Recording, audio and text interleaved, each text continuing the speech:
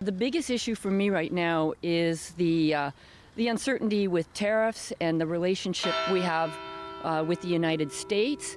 And I think having a strong Prime Minister that can, from an economic perspective, focus and deal with those issues so that we get back to some stability. You know, you got a lot of young families that are just struggling right now, and I have a son. He'd be 28 years old, and he's even having a hard time figuring out his future. And we need a government that's really going to get down to the people level, that really understands what it's like to live in a community, not up at the Parliament. I used to live in Ottawa, and I understand that, but we need a government that's down here at ground level, understanding, you know, our needs. Ultimately, I feel like just having a candidate that I can rely on comfortably and have somebody that I can trust the word of when they make promises regarding the economic changes that they need to make, or the changes in regulation, or the focus on jobs, personally.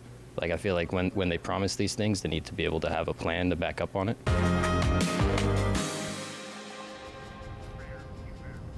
Good evening, I'm Arif Khan, and welcome to the local results on Rogers TV. Live election coverage tonight, and this is it. This is it. This is what just a few months ago was all but a sure thing. There was a train on a track going a certain way. Absolutely. Calls to have Justin Trudeau stand down and call a leadership review or a leadership convention. Which he did. Which he certainly did. And with Pierre Poilievre and the Conservatives all but certain to win a supermajority.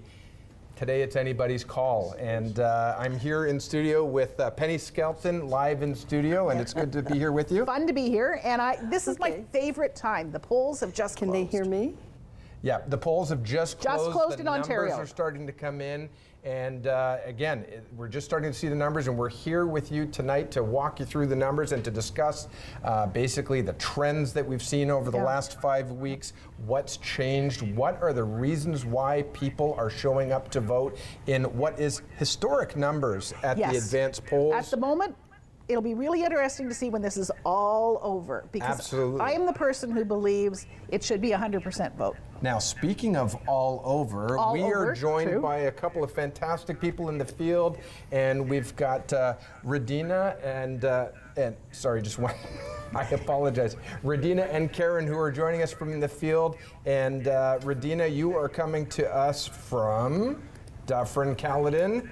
And Karen, you are coming to us from York, Durham, and we're so glad to have you joining us here in studio to give us the local lay of the land. And welcome both. It's great to be here. Thanks for having us. And Karen, you've got the unique position, and you're kind of one of the new ridings. You've taken a little bit from all over and made a riding. Yes, and it's been very interesting, absolutely, to cover.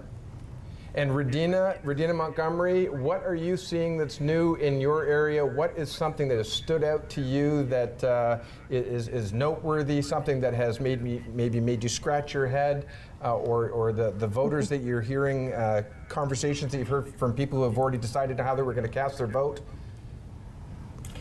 Well, our riding is a newly redrawn riding of Dufferin-Caledon. There's a potential of over 99,000 eligible voters, which is actually down from 2021, 9,000 voters. The advanced polls here apparently had about a 20.47% turnout, which I haven't checked to see what that was in 2021. This has been a very strong Conservative riding, dating back even further, but since 2004, it has been a Conservative riding. It was held by MP David Tilson, who retired in 2019, and that is when the incumbent, the MP Kyle Seaback, stepped into the role as the MP for our riding. One of the things I want to note, though, is we had two debates here in Dufferin-Caledon. One was held in Orangeville. It was held to a fairly capacity, like inside the theatre Orangeville, it was at full capacity. There was another one held in Bolton, which unfortunately wasn't at capacity. I'm being kind there. One of the things that I think has stood out was that the Liberal candidate, Malali Halimi, did not attend either debate, which I think was kind of crucial for those undecided voters, or the silent majority that you talk about, to sort of get a feel and idea about who she is. She was, she represented, or she became a candidate for the Liberal Party in 2024, so back in December. So she's had a bit of time in the riding. She lives in the riding. But, since this is such a very important election between the Conservatives and the Liberals, it would have been nice to have some input from the candidates. So there's not a lot that we have except what she posts on social media, and that's where I think a lot of people are getting their information from. Regina, I think that she's not alone in that. We've seen that that message coming from a number of ridings. You're lucky in your riding. You had 2 all candidates meetings. Simcoe Grey had 0. We did not hold any. And the other thing that came up is there are a lot of interest groups that were wanting to host all candidates meetings, and incumbents as well as new candidates were a little bit wary. Is that going to be a bias? Is sort of the deck going to be stacked against me versus something that's known as an apolitical or a nonpartisan organization like a Chamber of Commerce? True. Now, Karen, did you find in your new riding, I like this new riding thing, did you have all new candidates? Did you have any of the incumbents from what parts used to be? Like, do you have an incumbent? No. Okay, not an incumbent running. No. There are a number of, there's 5 municipalities that make up the York-Durham riding. Okay.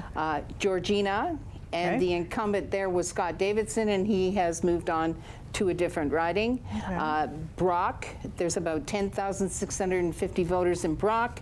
Schmally was the incumbent there, and he's moved on to Halliburton, Kawartha Lakes. Uxbridge, there's 17,200 voters there.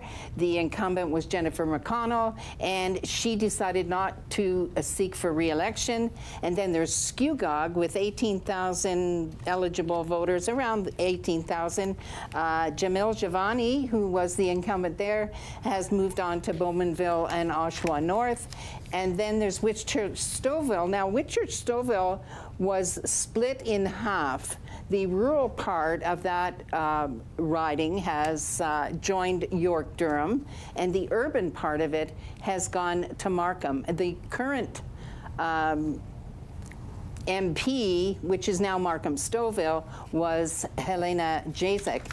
Now, if you look at all of those 5 communities, you'll notice that Georgina has around 37,000 eligible voters. And Georgina has traditionally, since 2004 anyway, been a conservative riding. In fact, it has been said if you paint a park bench blue in Georgina, it will win an election. So, but with 37,000 voters in Georgina, which is much, much higher than any of the other 4, the other thing about Georgina is there is a Liberal candidate who has been a mayor in Georgina for 5 terms. He's well known. So very well known. And a lot of, name recognition behind him. And with that many voters, plus the name recognition of Rob Grossi, it's going to be very interesting to see what the result of that particular section of York-Durham is going to be. Now, I don't know, are we going to get that kind of result? Are we going to find out what Georgina did versus, say, Brock or Uxbridge? No, I think we're going to find what total votes for the members. So we're going to see what York-Durham does, but we're not going to see individual municipalities or breakdown. That's correct. Okay. Yep. So one of the things that I would find interesting, though, you did mention a candidate who chose not to show up for the all candidates meeting. Yes. Did you have any? I'm just going to pause this here, but did you have any candidates who maybe were failed candidates in the provincial election who chose to run again in the federal election? Radina, I see you nodding your head. And how has that fared in terms of maybe name recognition, et cetera? Yeah, we had one that. Oh, sorry. Radina, go ahead. Sorry. We had one that did run provincially as an independent, and then he's run again now as an independent in the federal election. Okay, interesting. And Karen, sorry? He's a local person. Yes, Pardon we me? had one as well. We had Justin Graham ran for the New Democratic Party in the provincial election, and he also ran for the New Democratic Party in the federal election for York-Durham. Now, and something else that seemed to be a bit of a phenomenon in both the provincial and now in the federal election were ridings that were showing sort of ghost candidates who may be registered but nobody heard from. They didn't have a social presence, they didn't have any literature signs, they didn't Yep. attend any meetings. Was that a factor in your area as well? Well, actually not provincial, or sorry, not federally, but provincially, yes. A number of the candidates said they were paper candidates. And so you didn't see a sign, they weren't participating.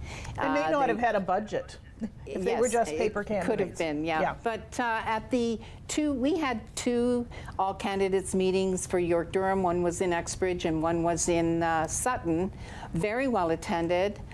The one in Uxbridge, Jacob Mantle, who's the Conservative candidate, also hometown is Uxbridge, and he was a councillor there. He did not show up for that particular all candidates meeting. I don't think the people of Uxbridge were very happy about that.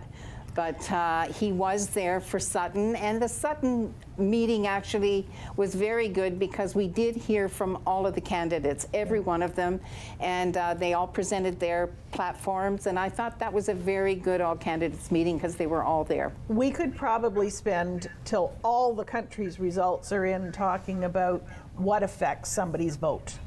Yeah, and I think... Did somebody show up? Did they not show up? Did they knock on my door? Did I get a piece of literature? I talked to a few people who said, like, they haven't phoned me and asked me if I wanted a sign. And I said, well, have you phoned whatever campaign office and asked? Well, no, but... Yeah. So we're going to be interesting. As the numbers are starting to trickle in right now, you might see them. We'll certainly pause and explore some numbers as they start to fill out a little bit. But let's go a little bit more macro on the discussion here. And across the country, basically, as we've been talking about so far, it's pretty much been conservative or liberal, and that's not my decision. That appears to be what the polls are showing. That appears to be what the people are saying, whether it's on social or whether it's I'm going to say pollsters and pundits. I was just saying, and their job pundits. ended when the polls closed. So here's the interesting question, though, and it really came down to trust. Now, there are some people who were saying, if you listen to Carney or if you listen to Mark Carney or if you listen to Pierre Poilievre, they basically are saying you're taking my platform, or they're offering very similar offerings and similar promises in their platforms. The question is, who does the average voter trust? Which platform do they trust? Who do they want leading them? What are the major factors? And I think the first thing that we better get is the elephant in the room, which is the Trump effect that has really shown its impact since January 20th. And I'll throw it actually over to you. Go ahead. This is the first time in my voting life, and I'm heading towards 70 soon, that I have felt that there's somebody sort of on the ballot. It's like a phantom on the ballot that's affecting how people view the members who are running, whether it be locally, or are they voting local? Are they voting for the leader of the party? Mr. Trump has thrown himself in. He said he wants to make us his 51st state. We're running our national election against him. And I don't like that. I'm a Canadian. I'm a very proud Canadian. And I really resent his trying to influence our election. We didn't try to influence his. Well, I certainly think that your analysis there and your personal perspective probably resonates with a fair number of Canadians. Karen, over to you. What are your thoughts on that? Has the Trump effect been prominent in your area, in your riding? Well, I think it's been prominent in every area. As Penny said, everything he has, the tariffs, the 51st state, all of that has not been received well in this country. And, the question of, is the voter voting for the leader that they think can handle that? Is that the ballot question? Or is change the ballot question. 6 months ago, change was it. Well, I was just going to say that I think if you had gone prior to January 20th, I think that was the whole impetus behind Justin Trudeau's moving along. Was about change. Yep. It was about 10 years was unsustainable budgets, the carbon tax impact. But I unaffordable have housing.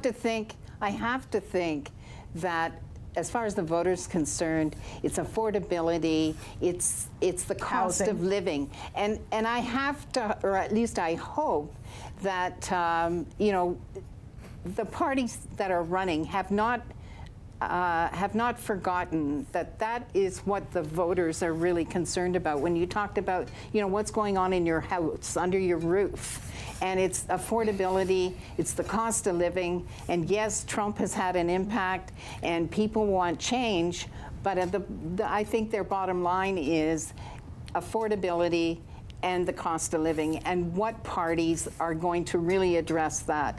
I mean, when you look at the Americans, the Democrats in America, that's the one thing they didn't do, or they forgot, actually, to really consider what was really hurting the American people.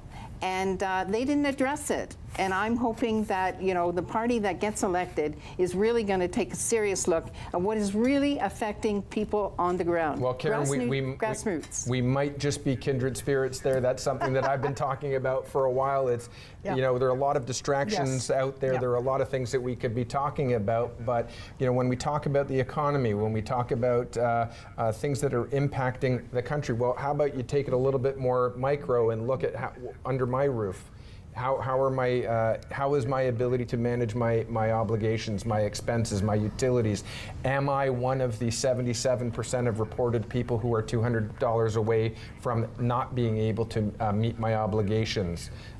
Those types of things. The cost of utilities, paying the bills. Am I one of the people who are, we're seeing surges in mortgage default. We're seeing surges in vehicle repossession. We're seeing people who are working in the automotive industry or in the construction trades industry who are being targeted by, and I'm going to say that as a word, by banks and financial institutions. They're being declined because of the industry that they're working in, because of the additional risk. Those are things that are hitting people closer to home. And to me, I would certainly agree with you, is as much as those other elements are maybe worth talking about, am I focusing on my own family's well-being? And Radina, over to you. I mean, I guess both parties have released their costed platforms on paper. And how realistic is that? And well, that's the question. So, I mean, from what I've heard on the ground in my riding, there's a lot of uncertainty. I work within one of the niches I work within is the real estate market, and there's a lot of uncertainty that has happened in that area. The other thing is, when I looked at the questions at the local debates, there were so many questions about food insecurities. And there was a lot of talk about how there's the amount of people that are utilizing food banks are not the people that you would expect to utilize food banks. These are people who are working 2 jobs, some of them, and they just can't afford and some of them are 2-income households. And 2-income households. And I mean, the other thing is too, this area, we live in a very, our housing market, the average price of a home here is, over $800,000 in Dufferin County and over $1.3 million in Caledon. So houses are expensive here, and that was another key concern, was about the housing, to afford housing. I'm a grandmother now. I have 2 grandchildren, and I have, children that are married, and there is that concern about how they're going to own houses, and then what does that mean for their children in the future. So those were sort of the things, the key topics. And again, being in a rural area, and I'm sure some of the other areas are rural too, there was a lot about farmers and helping farmers, especially, there was the fight against the carbon tax. But the fact that there's so many controls on our produce that's shipped and imported and things like that. So there was a lot of questions about farmers, and there was one question about seniors and the cost of living for seniors, and how can they afford to even live off of CPP. Well, let's so just. that's. Yeah, let's no. I want to look pick up on what you just talked about there, specifically as it has to do with housing. If you look back to 2015 compared to today, that's a 10-year span. The cost of an average home has statistically doubled in that time frame. And the question that I ask the average Canadian is, has your household's ability to serve that debt doubled to keep the pace, alongside of the utilities and groceries and all the other daily items that you address? Yeah, and I mean, if you go back to I think the last statistic I saw was in the 1970s. Your home should be 20 to 25% of your income should go towards your housing. Now it's north of 65, 70%, which doesn't leave much money for the taxes. I mean, Town of Blue Mountains just had a report at their recent council. They have more unpaid taxes. So now we've got people who've acquired homes but basically can't afford them. Absolutely. So let's just take a quick break as numbers are starting to come in, and certainly the numbers in the Maritimes have come in as well. You can see along the bottom of your screen, you can start to see some projections. We'll also, on the side tracker on your screen there, you'll be able to see some of the local numbers. They are preliminary. They are not final yet. You will see the declared asterisks beside those as that materializes, as that comes in. But certainly back in 2015, I believe it was, we saw the beginning of what was coined the red wave. The red wave. Started in the Maritimes, well, started in Newfoundland. Maritimes, rolled through Quebec and into Ontario, and then it was almost over. Because they were elected. And offline, I'm going to put this out there, Radina. You asked a great question, and I don't want to say I'm going to put you on the spot, but I think you asked a terrific question offline, and why don't you go ahead and ask it? I mean, ask it to the voters, to the people at home who are tuned in here. I think it's a very fair question that we may not solve tonight, but I think it's a great question that people should be asking themselves. Well, the question I asked earlier was, does the early polls that come in from the east going to the west, do they influence the votes in Ontario, in Quebec, and into the West because of the time difference and the polls closing at different times? So Newfoundland was the first poll to close, and I think it was an hour and a half before us, and then the Maritimes were about 30 minutes later because they're an hour ahead of us. And then as you move west, Vancouver, they've changed their time, but their polls close at 7 o'clock their time, which is really 10 o'clock our time, so that leaves 30 minutes. Half an hour after ours. I'm curious if that influences, the votes as we move east to west. I haven't found anything that supports that, but it's always been a question I've had about why or how we release these numbers prior to all the polls actually closing. And when the numbers are, sorry, Harif, when the numbers are interesting, because when Parliament dissolved, there were 338 seats in total across the country. There are now 343. Of which? Another 5 seats, 2 of which are in Ontario. But it's interesting to see, Ontario has 122 seats. Quebec has 78. Then you change around when you go west. BC 43, Alberta 37, Manitoba 14, Saskatchewan 14. You come down, Nova Scotia 11, New Brunswick, Newfoundland and Labrador 7, Prince Edward Island 4, Northwest Territories 1, Yukon and Nunavut. Now those numbers will come in with the Ontario, they're on the Ontario timing. So it's really going to be interesting to see. And in order for there to be, just for people who are keeping score, majority territory is?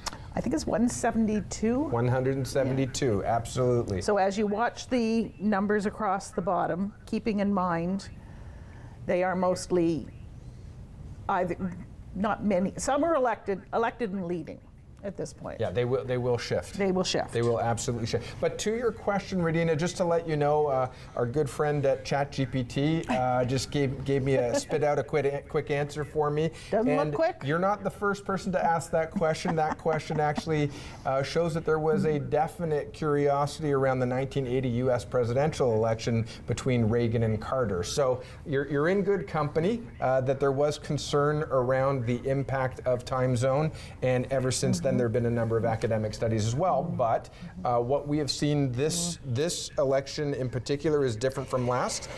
Very. This is a unique election. Whether you're in the GTA area, or as I call the 416, really old-fashioned, the 905, or coming north until you get really north in Ontario, where we've got NDP. And we've got. it's just interesting. And in Quebec, how much of the Bloc will hold their Quebec seats as they go forward? Because well, so another phenomenon they had 33. Those are 33 important seats. Yeah. So what we are seeing as well right now, if you're following the polls, and if the polls are accurate or not, we're about to find out tonight. But if those trending polls are accurate, we also are seeing parties like the NDP saying, we're not likely to form government. In fact, we may or may not retain our own seats, but we're recommending you vote one way or another. We're seeing that for the first time in a while. And I've listened to so many people interviewed, whether it be on TV, on radio, and they're sort of saying, and a lot of them, it's interesting, have been the Green Party, lifelong Green Party people who say, I'm voting Liberal or I'm voting Conservative because this election is too important to vote for someone who may not get elected. And it's just fascinating. So I think there's so much thought going into this, and I hope we see, I want to say 75 to 80% of the vote come out. Well, we are on track for historic number of voter turnout. I have also heard and read a number of people who are saying, you know, my party's been in opposition for so long, wouldn't it be nice to have somebody in government? I'm actually thinking of changing my vote, and I find that staggering. That's another interesting. Because it's really, if I can't beat them, I'm going to join them kind of a mentality, and if I think about flipping that to a different talking point, that could be actually a very dangerous way of thinking. However, back over to you, Karen, in terms of really the sentiment around the local. You know, other conversations that have come up in terms of these platforms and these costed platforms have been around how are we going to pay for them? And there is one party, the Liberal Party, that basically came out with an idea that they're going to do investing. They're going to invest, and that investment number is to the tune of an additional, on top of the current debt, an additional $230 billion in debt. That's with a B. That their suggestion is that as their investments have a return on investment, those numbers will start to decline and pay off. Whereas the Poilievre conservative platform said we'll fund everything from drilling for natural gas and building a pipeline and oil and selling these resources to Europe and Asia, who are currently purchasing from Russia, and Russia's the bad guy in the Ukraine war, etc. And that's how they would pay for their investment. Thoughts, Karen? Well, certainly, I mean, you have to consider when Poilievre came out with his costed platform, that here is a person who has credentials that, you know, most people can only dream of around his financial credentials and his experience in money markets. So I have to think that what he came up with is something that has been tested. Certainly, we're not going to know if he gets in whether or not the spending that he called an investment is an actual investment with a return. And I mean, that's where he's going with the money that he's spending. He's considering that it's an investment.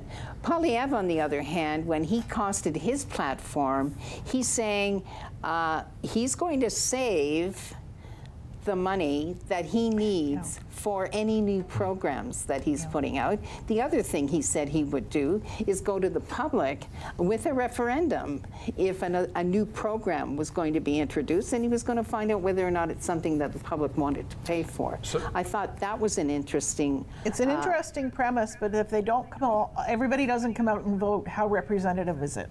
Yeah. So one of the things, just for clarification, I'm suggesting you're referencing Mark Carney's credentials on an international and world scale, as opposed to as opposed to Poilievre's. Fantastic. Just so everybody knows, just by the way, heads up, we should be looking at the polls closing in about 30 seconds in British Columbia. So as you start to watch the numbers on the bottom of your screen, you can imagine that those numbers are going to climb at a slightly higher clip, and we will continue to keep our eyes on those numbers. But they still have to count all those paper ballots. Yeah. It's an Has anybody ongoing. ever worked? And Has anybody worked an election counting paper ballots? I have. have worked in I've been a poll captain. I've been a poll clerk. I've been For anybody in Ontario, we saw the numbers and the results come in very quickly on the provincial. Yep. It was within about 15 minutes or so. The outcome Yep. had been declared. That's because it was electronic ballot counting, and it was instant. Basically, as you inserted your ballot into the machine, it already tabulated it. And you So stood, the you question stood is, and why aren't watched we it. using that technology for the federal I can ask election? I don't ChatGPT as understand well, that. but that is a question that I absolutely had. It's a good question, because when they were fed provincially, you stood there, rather than putting it in a ballot box, Yeah. you stood there, watched it go through, and they told you if it was a good ballot or not. So did it read it properly? And you knew your vote had been cast. You cast your vote.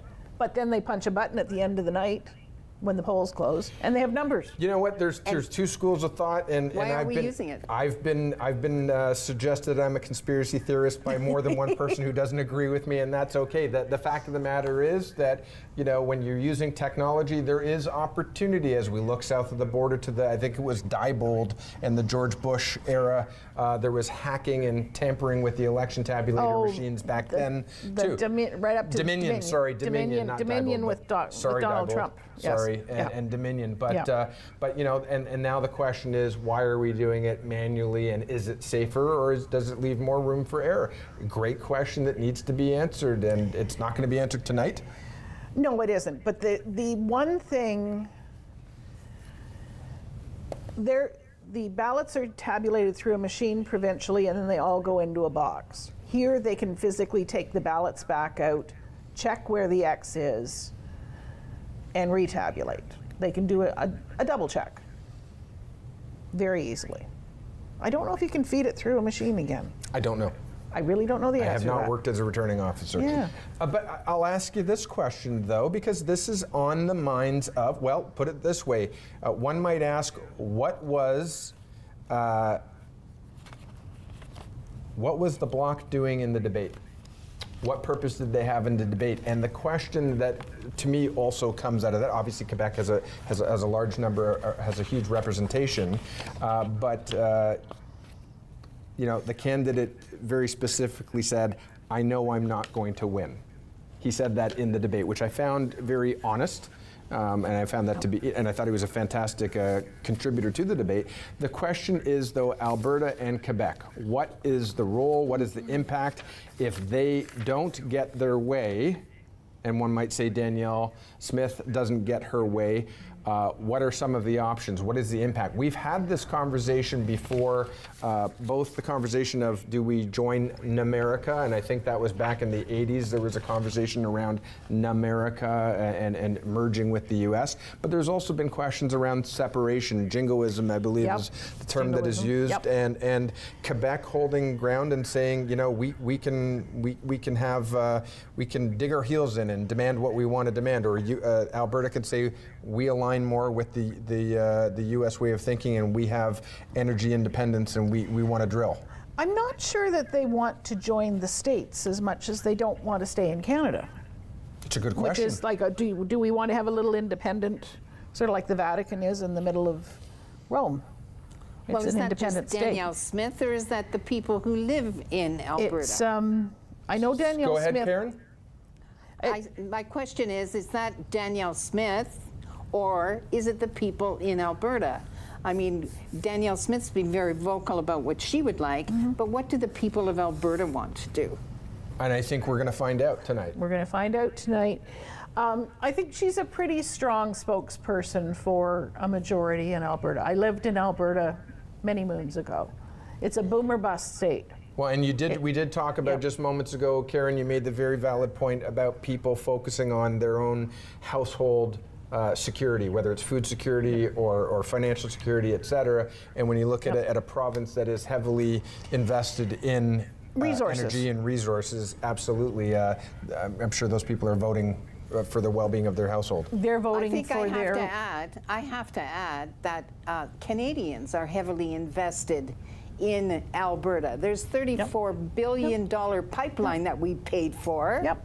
And, you know, I think we're invested there as well. I'm hoping that whoever gets elected, okay, can work with Danielle Smith and can work with the Bloc in Quebec. And so that's what I'm hoping, that they have the strength and they have the skills, okay, leadership skills that are needed to work with these two premiers. The other thing that I think is really interesting is the tariff war with the states, potential tariff war. I don't know, he puts them on, he takes them off. Has not only brought out the pride of Canadians, but it has actually forced the conversation nationwide as to why do we have boundaries that have various restrictions going from province to province. I can drive from one side of the country and I don't cross a border. Yeah. I'm all of a sudden I'm in Ontario, then I'm in Manitoba, Yep. or I'm in Quebec. So I think if they can learn to not only allow the employable people to move to where the jobs are easily, and it's not easy for many of them, and allow the services and the products that are produced in our country to be sold to our fellow Canadians at a reasonable cost, we're the winners. Yeah, they're saying that interprovincial barriers, Yep. trade barriers, Yep. are costing us 4% of real GDP per capita. And if we eliminate those barriers, on goods alone, it could boost the Canadian productivity by almost 4%. Well, look at Doug Ford I think we really removing- have to take a serious look at what the barriers are and how to get rid of them, because we're going to have to start looking inward for trade as well as any place other than the U.S. So I mean, that's really that's a become one given. of the questions that was brought forward, and I would suggest that prior to Mark Carney assuming the role of Prime Minister after the convention,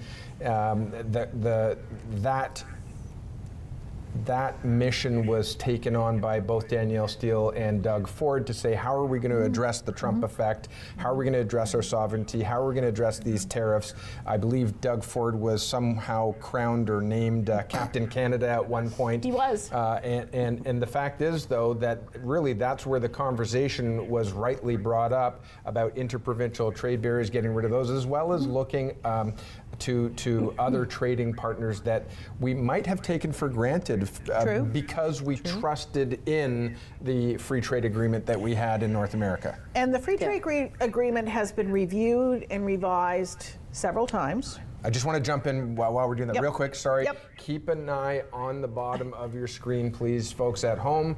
Obviously, that number, the magic number that we are looking for in terms of 172. majority territory is 172. You can see the numbers right now. The Liberals are currently predicted, I don't think that's confirmed necessarily, at 120. Leading and elected. Leading. Yeah, very preliminary, leading in 120 compared to the Conservatives in 87, and I think it's worth noting that the Bloc is outperforming the NDP. However, when you look from east to west in terms of reporting, Where it makes the sense that strength is. Quebec is Well, in the reporting last election, though, the Bloc had 33. Don't forget, that's just one province. So this is just, there trajectory. aren't any Bloc guys in any other provinces. Yeah. And then the NDP had 24 in the last when Parliament dissolved. So I would like to see, personally, I would like to see the NDP number come up. I think they're a conscience of our country. I think when they're in Parliament and they speak, they bring forward really interesting, innovative ideas for the average Canadian. Well, one of the other things that Poilievre's challenge of the incumbent government in a majority basically position for the last 10 years, one way, shape, or form or another, has been crime, has been safety, has been crime. He introduced that he would challenge the current legislation around bail reform. He would challenge judges' ability to He was talking about a continually- three-strike law, wasn't he? The three-strike rule, absolutely, for repeat offenders. I believe his he really struck a chord when those two officers in Vancouver or British Columbia were set ablaze. They were set on fire, and he highlighted that basically that particular suspect had been, numerous times arrested and released. And I think he highlighted something around the fact that it was just a handful. It's like catch and release in fishing. The catch and release in fishing, but it was just a handful of perpetrators were committing over 60 or 70% of the crime, and if we just gave the 3 strikes out and didn't let them out, we would be able to address resources, we'd be able to address officer safety, community safety, et cetera. And again, it was highlighted this past weekend. Look what happened on Friday night in the Filipino festival in Vancouver. So the question is, has that resonated? And we're looking at the numbers here. I mean, what is the thing that's resonating? Is it purely the Trump effect and purely sovereignty and purely tariffs that are resonating, or is it things like crime? Is it things like the GDP? Is it things like housing affordability? I think probably talking to the average person, they could tell you the main thing is the tariffs and the relationship with the states. I would say probably of most of the people I spoke to, that was their number one. But then they would follow. The bullet points would fall in there. Housing, affordability, food security, just employment. It was interesting at the debates, the 2 debates. Yep. One of the things that a lot of people are really concerned about, and I know it is the provincial jurisdiction, but the question was asked at each debate around health care and how the system is broken, and that there is a role for the federal government in health care. And certainly the transfer payments are major, a role that they play. And I found that all of the candidates were very hesitant to say any more than commit to their transfer payments. They were very hesitant to step over into that jurisdiction that was provincial around healthcare, even though healthcare was a huge issue among the voters. Well, and I do believe that there is that misnomer that healthcare is purely provincial and is not influenced by federal policy or federal funding and federal initiatives. Well, let's put it this way. The question was the feds asked. collect the money and give it back to the provinces. Yeah, absolutely. And the question was asked, before you give them the money, should you find out exactly how they're going to spend it? Well, and nobody wanted to go there. Let me bring up one point, though, and it's not about healthcare and fairness, but just for comparison, again, the topic of housing is often deemed to be a provincial matter.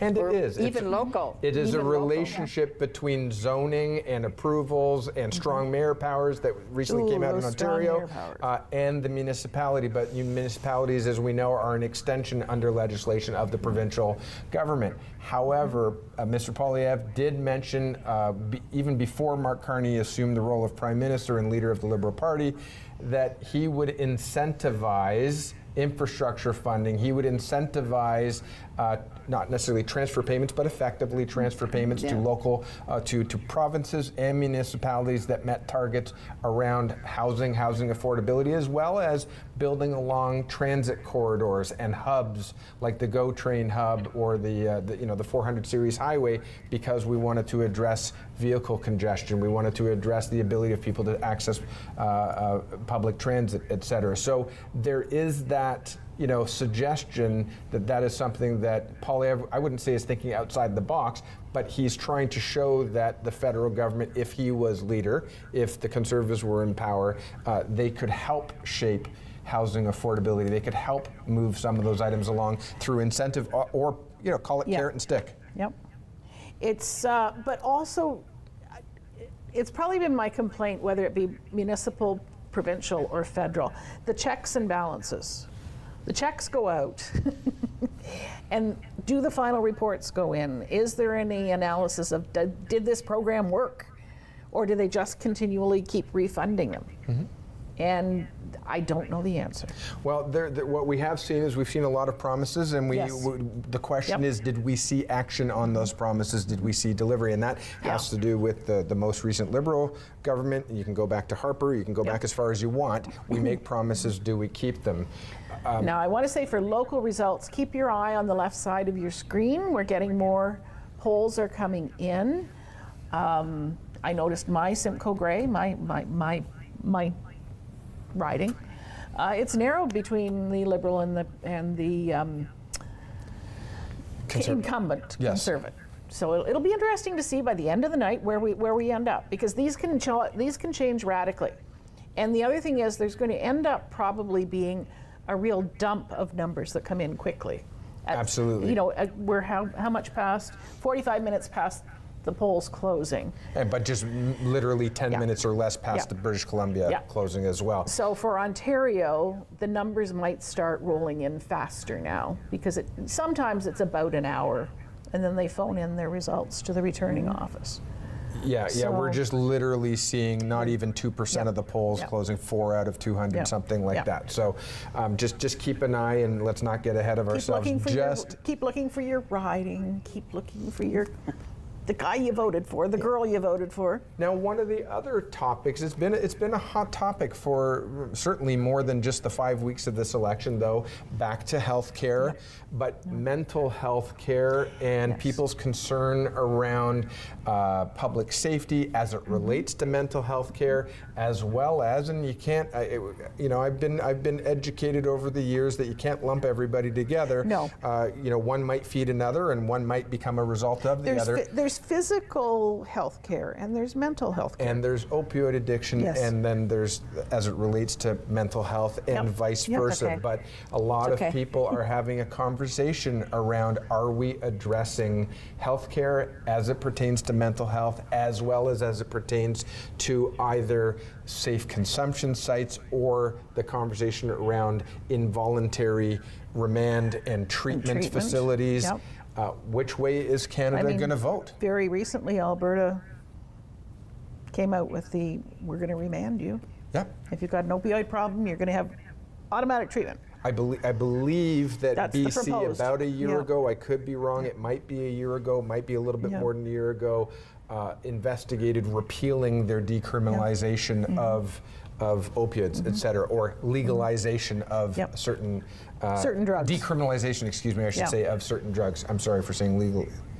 Yeah, let's take a look again at some of these numbers. Now, you keep along the bottom of your screen, but on the left side of your screen, you were originally talking about, I believe it was Simcoe Grey. Simcoe Grey, my but right riding. now we have York Durham on the screen, and it's It's pretty close. it's close enough to say, like, let's not get ahead of ourselves. I don't know how many. Actually, it's two. Yeah, 2 of only 226 reporting. So again, let's not get carried away. That can. Yeah, you can't just do that times the other 224. No, that can change. Now here again, this is the first we're seeing reporting of Barrie South Innisfil, and you've got one poll of 184. Yep. Obviously, John Althouse, who is the challenger, he's a Liberal candidate. He's just right now leading in that one poll, 92 to 42 to the incumbent, So- John Broussard. So we have a projection by City TV News that they're projecting a Liberal government. It doesn't say whether it's a majority or a minority, as we discussed earlier. It's just saying they're projecting a Liberal government. Well, for those with the great big computers who mash up all the numbers, there are some news sources out there that are reporting a Liberal government, Yes, not majority we don't know or what minority. State yet. Yeah. So Yeah, I can't. it's going to be I can't interesting to find see that how out. accurate the computer is. Well, it's also going to be interesting to see how accurate the pollsters and the pundits, as you pundits, said that's right. earlier, are. If you look here But again, I loved today when they were all signing off on another network, and they said to them, "Your prediction," and they go, "Oh no, we don't want to make a prediction." I thought, you've been talking about it nonstop for the entire election campaign. Now you back down. Okay, it's up to the electorate to decide, which is fair. I have another question. I have another question for your Chat GPT. Do you feel that the polls influence the voters as well? I know in conversations I've had, it depends on who you're voting for or who you're rooting for. Some people don't like polls because it may not be in the favor of how they are looking at it, but I'm curious, do you think that polls influence the voters as well? Do you know something? In my time of political watching, being a political creature or animal, there used to be 1 or 2 polls. Now you can get a poll a day, a week, a couple of times a day. You can find a poll to tell you what you want to hear. And so how much sway do they actually have? I'm not sure anymore. Well, and that's an interesting question. Are polls solely targeting landlines? Maybe, maybe not. Maybe they're not. But of those polls that are targeting even cell phone users or people who don't have a landline, the question is are they answering their phone? Because there's this really strange phenomenon that people have all of these devices, but they don't answer them. They want to be texted, or they'll make calls out, but they don't like when their phone rings. They let it go to voicemail, or they don't Let's answer do a it at little all. straw poll. Who here answered their phone, or who here participated in a poll? I did not participate in a poll. Okay. How many calls did you have for polls? Because I think I had about 3 of them. I think we had about 5. I had one that let me know it was basically a survey. Survey was the word that came up on the screen, but I happened to be in another meeting. And then I had a number of other unknown numbers that I didn't know if it was a poll. I wouldn't be able to tell you. Interesting. I feel lonely. I didn't have any. Now, one of the things that Nobody loves me. Nobody wants to know my opinion. anybody who's looking at 338 that says, yes, we know it's 343, but anybody who's looking at 338 will notice that there are no numbers coming in Ottawa Carleton. Anybody want to talk about that? Sure. That's an interesting one. Go ahead. Well, go ahead. I was going to ask that question earlier. when we were talking about hand counting votes. Yep. Yeah, How would you like to be working in Carleton? Yeah, so anybody who's not necessarily up on the latest, that is Pierre Poilievre's riding. And if you hadn't caught the headlines or the information floating around social media, et cetera, I believe at last count by the deadline there were 91 registered candidates for that riding. They were showing his ballot on the evening news. It's approximately 1 meter long, 2 sides. Yeah. And it's a pick your protest, candidate. really. It is a protest vote. Yeah. So the question becomes, is it ethical? Is it moral? Is it legal? Will there be challenges? Does it actually help those who were looking to unseat him when you split the vote? Canada did do 2 things in this election that they haven't done before.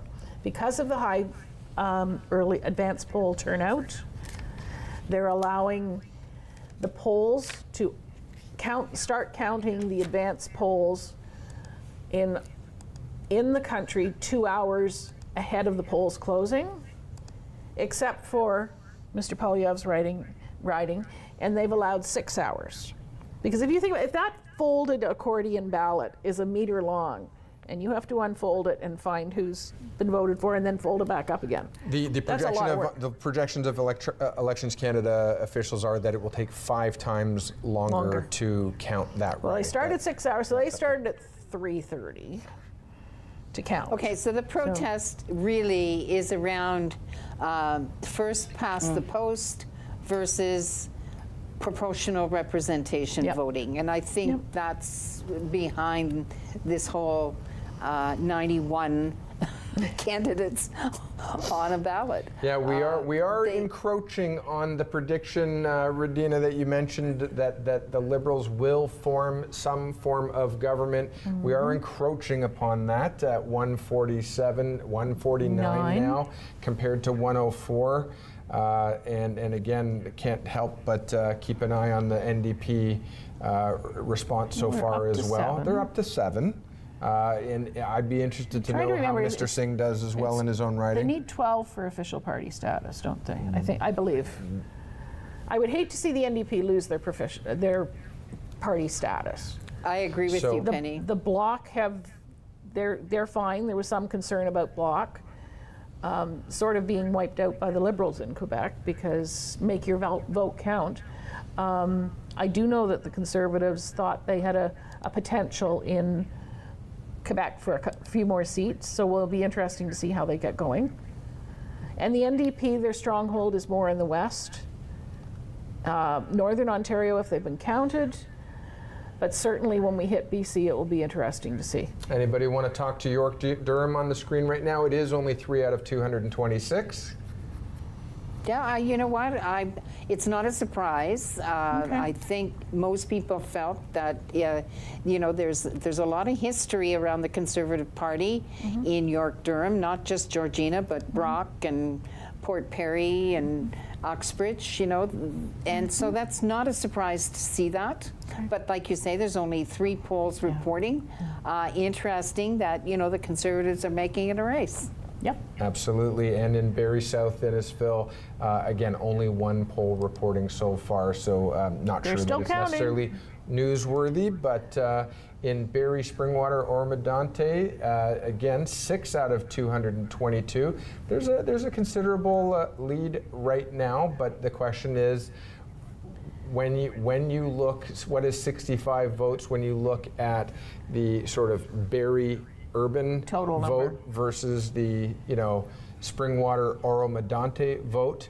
Now the other question is, we saw some migration. We've got developments like in certain areas near Horseshoe and areas surrounding that might have seen migration from the GTA that might bring a Liberal persuasion with them when they come from the GTA. Is that influencing what we're seeing right now? Don't know.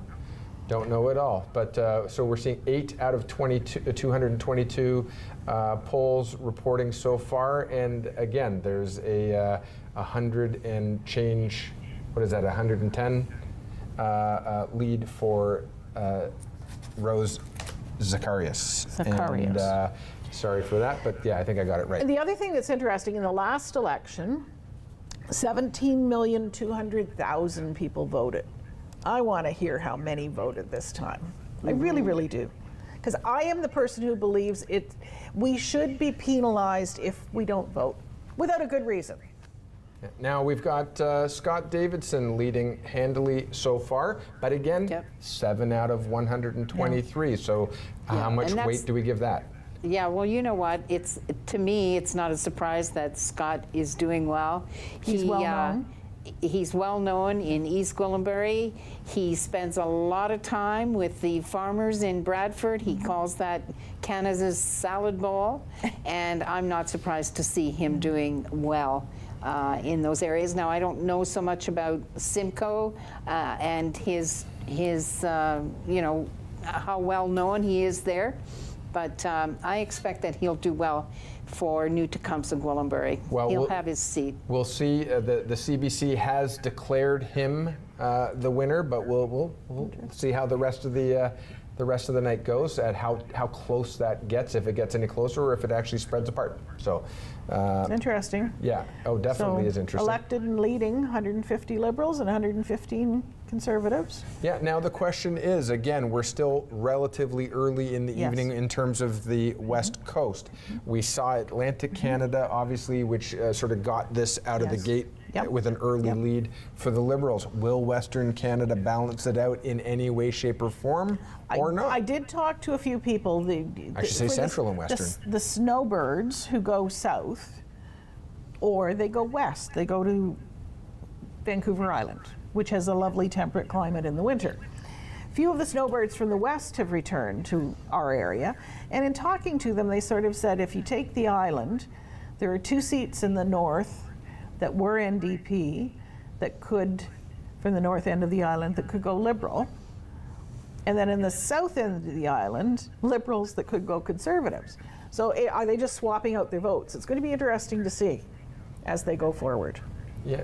So now, so Doug Shipley has just slightly eked out a bit of a lead against Rose Zacharias with some additional polls closing, and Terry Dowdle is starting to increase his lead on his. The one thing historically from the last election in Simcoe Grey is Terry's lost some of his territory to you down in the south.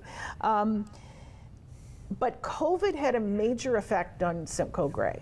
A lot of people moved from the GTA up to all around the belt of Georgian Bay. So whether it be from Meaford, Thornbury, Collingwood, Wasaga Beach, in that region. And they are traditionally Liberal voters. So in the last couple of elections, the north end of the riding has gone Liberal. The south end of the riding has carried the Conservatives. So it's going to be interesting to see in this election what happens. Well, that's very similar to what I was mentioning about Barrie Springwater or Medante with Braystone and the developments in there. Does that have an impact? Now, one of the things I do want to ask of all of us is based on what you're seeing now and based on what you've heard on the street and through your connections, et cetera, are Canadians voting for the local candidate? Are they voting for the platform? Are they voting for the leader? Is there an anti-vote? What are you picking up on? I think when I talk about those I've spoken to in Simcoe Grey, they're talking about the leader. And it's either we need Poilievre or we need Carney. Those are the two that I can probably say go 50-50. So it's interesting. Now I've just heard that Yves Blanchette has been elected in his riding. So he's headed back to Parliament, representing the Bloc Québécois, which is great, because it's another voice. We are a multicultural country, and we've got a lot of voices. And Quebec's definitely one of them. Any thoughts on party versus local candidate? Did that change? Is this something new that we're seeing? What are your thoughts? Karen? I think in York-Durham, it's a combination. Some people voted Liberal because of Carney. A lot of people wanted to vote Liberal in Georgina specifically because of the local candidate was Rob Grossi, and he's so well known there. People were going to vote Liberal because of him. The other thing is, especially in ridings that are traditionally conservative, such as Georgina, and I'm going to use that because that's what I'm most familiar with. I think there's two different kinds of conservatives. There's the far-right conservative, and there's the conservative who's maybe a little left of center or a centrist conservative. And they are maybe trying to find a place for their vote that's more moderate than the far, far right conservative. And I think a lot of those people will be voting Liberal. Now, I'm going to jump on your train of thought there, because back in 2015, I'm going to guess, certainly part of the genius of the Liberal strategy was to focus on the young vote, on the youth vote, or the younger vote, and they did it magically. Yes. They certainly did, and that was a huge contributor towards the red wave. 10 years later, there is discussion and concern that the youth are talking about housing affordability or the lack thereof, and that there was a suggestion that we might see a shift towards the conservative mindset, the conservative voter, because of the concern that I'll never be able to afford a home.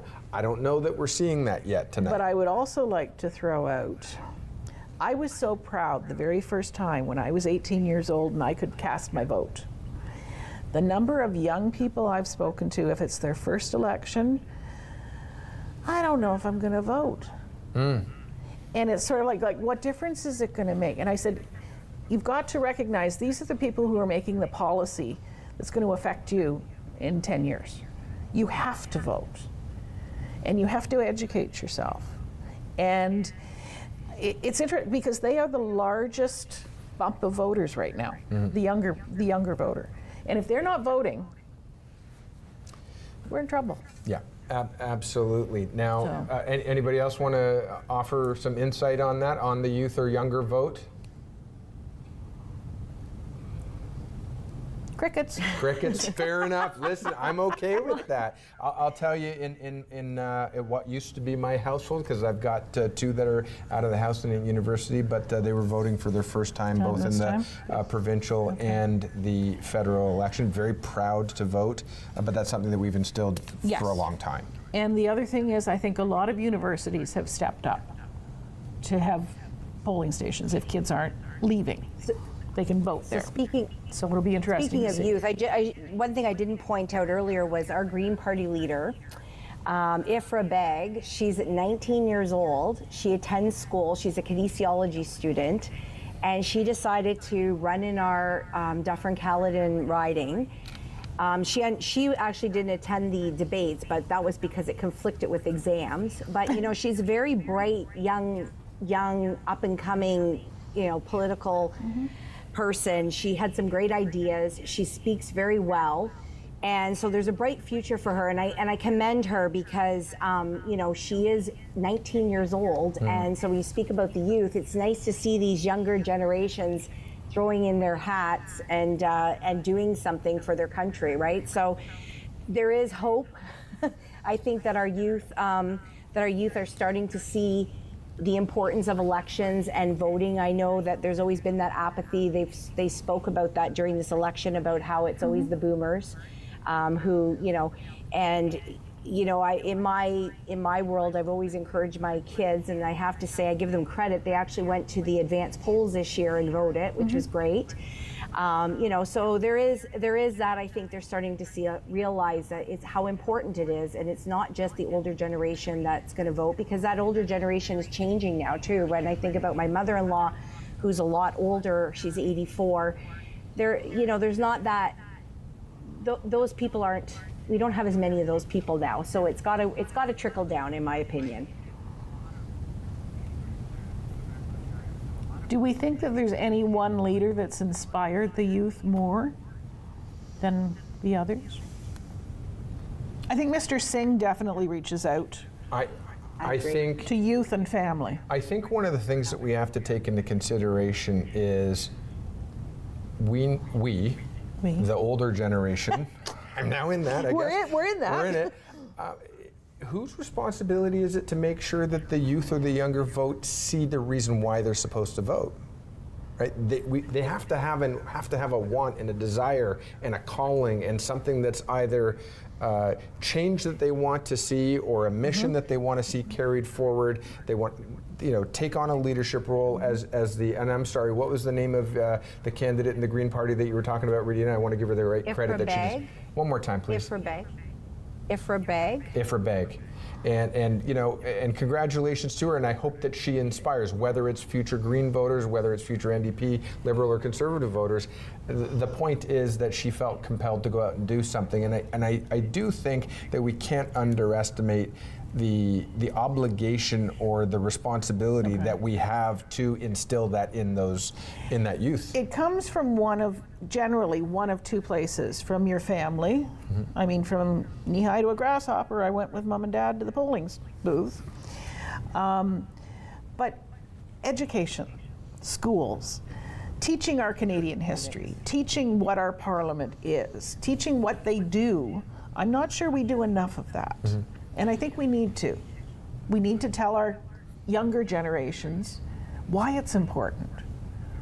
And at this point, I also would like to say to anyone who has thrown their hat in to run for the political office in this federal election, congratulations. It's a major, major commitment. Just something for us to keep in the back of our mind. The reporting is all but declared in Ontario. And in Quebec, and if we're looking at the numbers right now, if we're going to see any shift, the question will be, what is BC's influence on the outcome of this election? Lower Mainland. Yeah, a lot of open ridings there, and so just keeping an eye on the trajectory and what's going to happen. Is it too close to call? Well, we've already had some outlets that are making their predictions. We're at 152 to 131. Some could say it's early, not as early as some in the Conservative Party might want to believe, but certainly the outcome is likely to be determined by what goes on in the Lower Mainland. West Coast. I mean, it's going to be interesting to see with my simple math here. If we take the Liberals and Conservatives, they're leading or elected in 283 ridings at this point of the 338. Good math. So we're getting 343 that we want, by the way. 343, sorry. Yeah.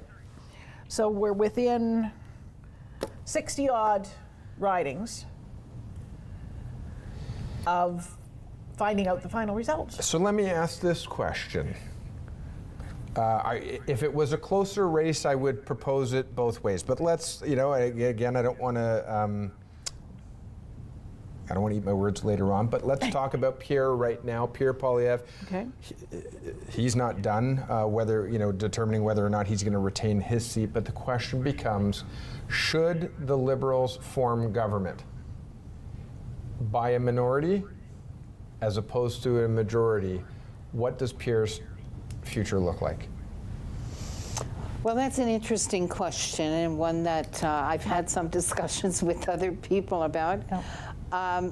It seems, if at the beginning of this, before Carney, like you said at the very beginning. He was heading to be PM. Exactly.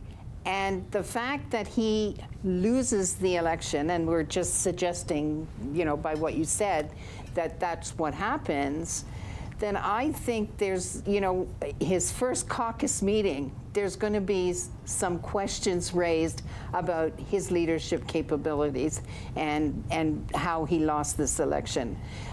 If he survives that, apparently, there would be a review of his leadership, and at that point, you'd probably see another leader come in. For any leader that does he's going to not survive form it. government, yeah. For any leader that doesn't form, they automatically face a review. Yeah, and I don't think he'll survive it. So the question becomes, is it Pierre? Is it his marketing team? Is it his election, readiness team? Did he get bad guidance? Did he get good guidance? Did he give it enough? Well, did he stay the course pre-January 20th? And did he stay the course pre the Liberal leadership race? True. Or did he adjust his strategy? You had a major conservative provincial leader, premier, that wouldn't support him, and his campaign manager actually said that he should be charged and fined for losing the lead that he had. So I really don't think that he's going to survive the review. I don't think we'd have many politicians if you can charge them if they lose. Well, fair enough. Fair enough. But let's ask that question now, and I'm just going to float this out there. Again, according to pretty much all of the premiers, while Parliament was prorogued and there was theoretically and effectively no leadership in Ottawa, there was no functioning Prime Minister's office, so to speak. You had the premiers step up, and you had the premiers take trips to Washington, and you had the premiers that were lobbying the different members of Congress, et cetera. And we talked earlier about Danielle Smith and Doug Ford taking the lead, and Doug Ford being called Captain Canada. The question is, what are the premiers saying, and what does that mean for Doug Ford? What does that mean for Doug Ford that he did not come out and actually support Pierre Poilievre? Does he have something on his mind? Does he have another outcome that he was thinking about? Well, that's a good question. I don't think we ever know what's on his mind.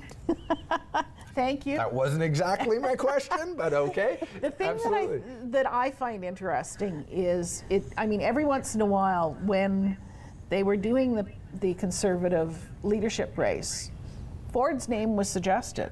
And he kept saying, no, I'm not interested. Now, he's also a man of opportune. I think he has kind of killer political instincts. If the time was right, I could see him jump and run the Conservative Party of Canada. Yeah, I think the question is, at this review, there's really no obvious person that would, take on that role or be voted in for that. At least I don't see an obvious candidate there. Like some parties bring people up through the ranks and have, yes, Carney stepped in as a non-politician, but Chrystia Freeland and the others who ran, they weren't expecting. It was always rumored that Carney would step in, but until he actually did, and then I think He was not a politician to begin with, but by the end of not only the leadership campaign, but this election period, he has become a politician. Now, a tighter race than maybe predicted in Simcoe Grey, but Terry Dowdall, the incumbent, has been re-elected by a relatively sizable margin of 3,000 votes. And Scott has also been declared. Sorry, go ahead. I was going to say previously, the Liberal might have had 6,000 to 7,000. So the Liberals are coming up in the count. That's still only half the polls, though. Yeah, but apparently enough of a trend to suggest. For the magic computer to tell us? Yeah. Pardon me? For the magic computer to tell us? Yeah, exactly. A winner? Okay. It's interesting. Yeah, so again, might as well ask the question. Let's say something, I don't want to say miraculous, I'm not that good at the numbers, but let's say those numbers where we're, 158 to 158, I don't know. Let's say something magical happens. And now, if we were to reverse the roles, and Carney, who, took on the role, gave up his job, transferred his assets, did all the things that he needed to do to effectively, become the leader of the Liberal Party and run and act and serve as Prime Minister. But let's say he fails. What does his future look like? Does he stay on? Is there another review? Well, I think the one thing that's very interesting for both Carney and Poilievre, this is the first time they've run a national campaign, either of them. Poilievre has been in Parliament for decades, but this is his first campaign as leader. So will they give up on him? Will they blame him? I think that's what happens. It becomes if you lose, it's a blame game. What went wrong? How did it go wrong? Was it the front of house? Was it the backroom boys? Well, they say if you win, it was we, and if you lose, it was me, right? But I should ask the question because, again, we've been spending a fair amount of time this evening, certainly over an hour, talking about the Trump effect, talking about tariffs, talking about who is the right leader to be able to take on Trump, who is the right leader that's going to lead us towards interprovincial reduction of interprovincial trade barriers. One of the things that President Trump, I hate to bring him up again, but he is a factor, is continuing to flirt with is a third term. Yep. And the outcome of this election, are Canadians taking that into consideration, saying, not only do we want someone who's going to handle Trump now, but what are we going to do if he somehow sticks around? If it's 8 years, not 4. Yeah, and now the question becomes, of course, is it going to be Trump in a contest against Obama, because that's been floated, or not? Because, I mean, if it's good enough for Trump to have a third term, why can't Obama have another term?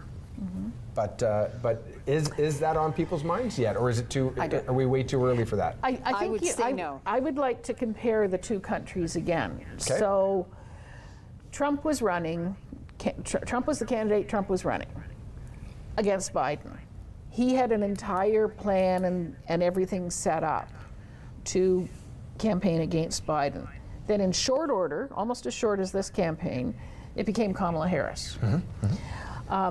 The difference is Trump had the previous 4 years working throughout the United States, because he formed his campaign team about 2 days after he wasn't elected the second time, after his first term.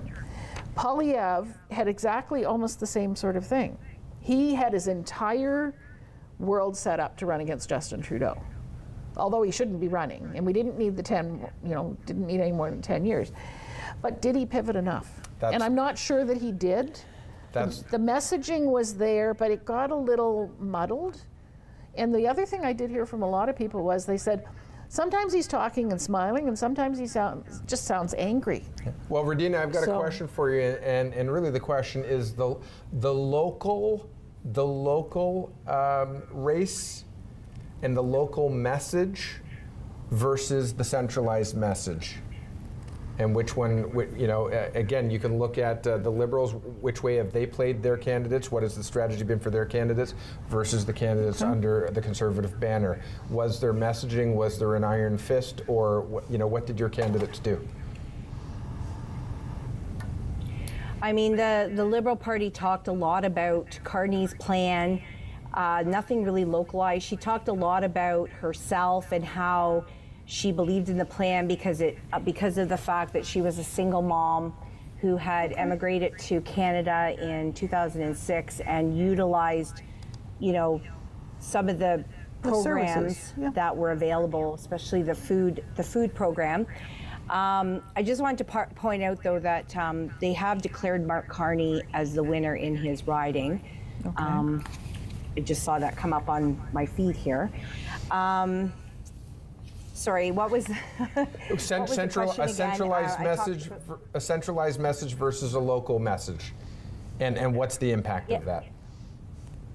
I mean, when one of the things that somebody said to me once is when you vote in a federal election, you should be voting for the candidate that you feel will do the best for your riding. And that's something from a personal standpoint I've always voted on, not necessarily party colors. It's always been about who I thought would do the best job. This was a little bit more complicated, I found, because there was not necessarily local issues brought to the table here. So there was a lot of talk about what the party would do versus what the party does locally. So I think that more people here, I mean, just in conversations I had, were voting more for who they thought would. Sorry, we're in a very conservative riding, so it is a very conservative vote here. Although one of the comments I did get from somebody was that if Carney was running conservative, they would have voted for Carney. So it was. That's sort of like the old NDP line. Mm-hmm. If only they were running for one of the other parties, I'd vote for them. Right. Sure. So just I know that somebody said to me that they were saddened a little bit. They thought Carney wouldn't win, and they were saddened to see what he might be able to do, but they refused to vote Liberal because they wanted change, and we're going to vote Conservative. All right, so just as a quick reference point, it's certainly not declared yet, but Adam Chambers is leading substantially at this point with 30 out of 127 polls reporting. 227. Sorry, excuse me, 227 polls. There's another 197 to come. In Simcoe North. Quick fact, fun fact, not that he's been a major player, but he's certainly been a vocal player, and that's Maxime Bernier has lost his own seat. Oops. He's been defeated, I should say, and so that's relevant. And the contest for Jagmeet Singh, what do we have there yet? No results yet. No numbers at all. But if you look on the screen now, the block is still. I mean, again, east to west, and numbers are coming in, reporting is happening, and the bloc somehow still managed to be outperforming the NDP at this point. Well, the bloc numbers are probably pretty secure because they're only out of Quebec. Yeah, exactly. So that's probably the number there. So there are 9 seats that they have lost because they were 33 prior. 33, yeah. So where did those 9 seats go? Well, Will be interesting to see when we see the analysis. The NDP, come on, guys, you can make it up to 12. So you can. And this And isn't that you're voting NDP. for them. You're not voting for them, but you did make it quite clear at the beginning that you do believe in them as the voice of. They're like the social conscience of our country, and their entire focus is on people and quality of life. Now, so Karen, let me ask you this: Elizabeth May.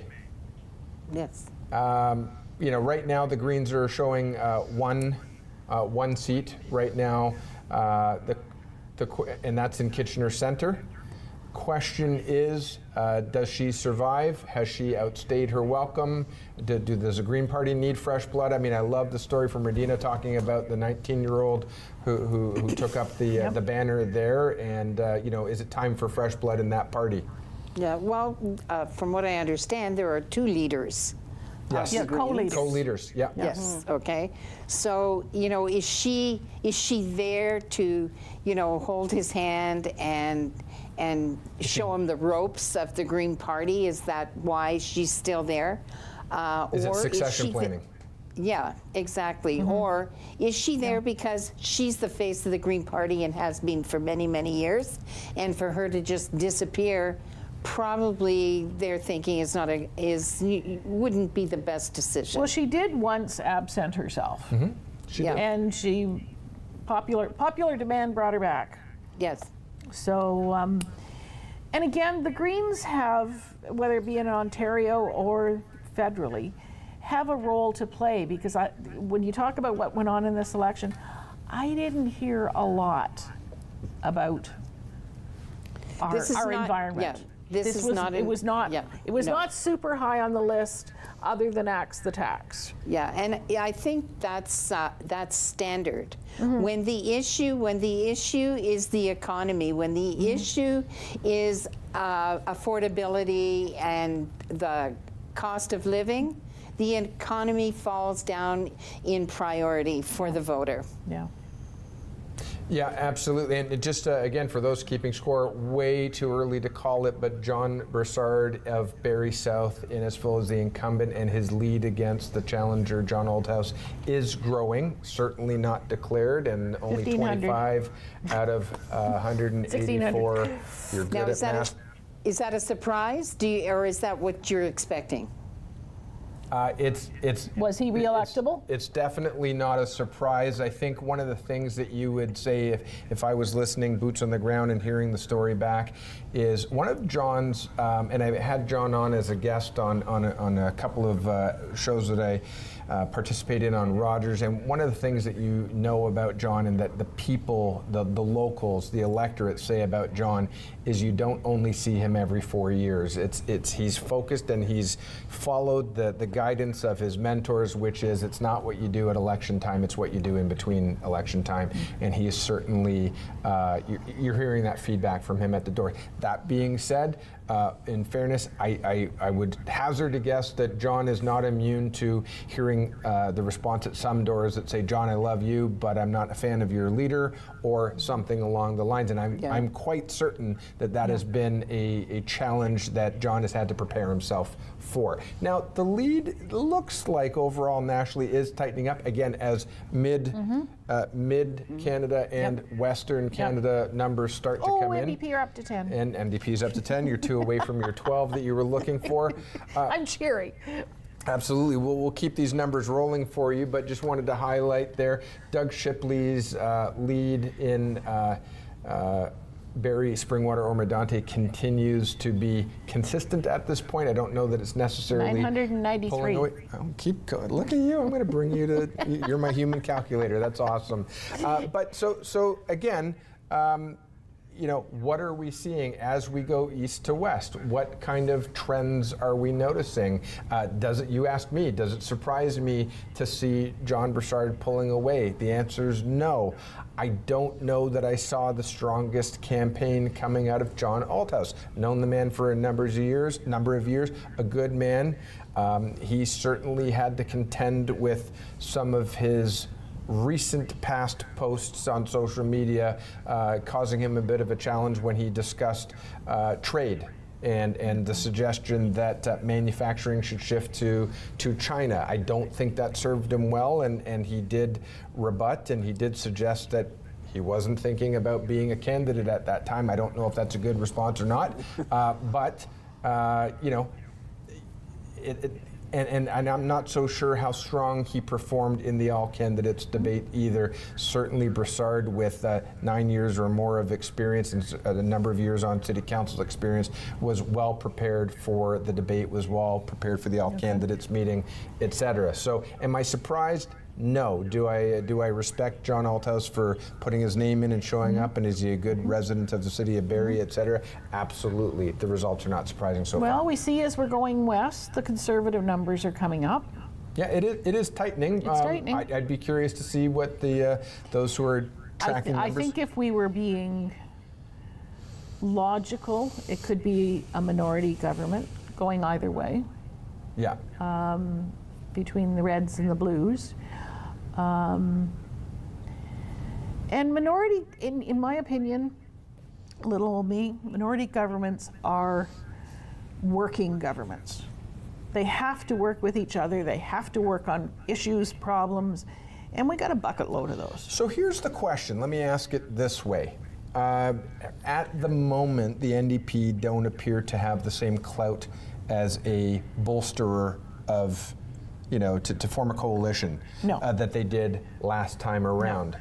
No. Where does the Bloc fit into that? If it is minority territory, what happens next? Do we see a different form of a coalition, whether it's an official one or just simply the locking arms to force policy through?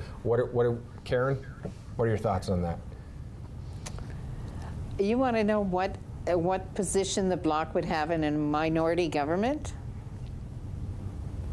The same position they've had all along, I would think. I mean, we've been in a minority government for the last 3 years, and whatever the Bloc have been working on and maybe trying to get through Parliament with, I'm sure that they're going to continue doing that. Regina? I was going to say, I did hear from the Bloc leader when he was speaking on national media, and he more or less said this is a different type of election. With the tariffs, with the impact on Quebec, that we have to work harder in Ottawa. So rather than being confrontational, there might be a little bit more, let's get our ducks in a row. As opposed to having squirrels that go every which direction. Yeah, absolutely. Yeah. Regina, I want to throw that question over to you, and just to let anybody know who is again keeping score in Barrie, South, Innisfil, John Broussard has now been declared. But Regina, the question to you about, we are tightening up. We're not that far apart. We're 12 seats apart now. Who knows? Obviously, yeah, thank you. Obviously, the Liberals have a smaller hill to climb in order to gain majority territory. But again, are we, going to maintain the premise that there's John Broussard's number's been declared. He did pull away sufficiently enough to be declared. But again, looking at the spread, if you add 24 to 43, what do we have? That's 67 to 57.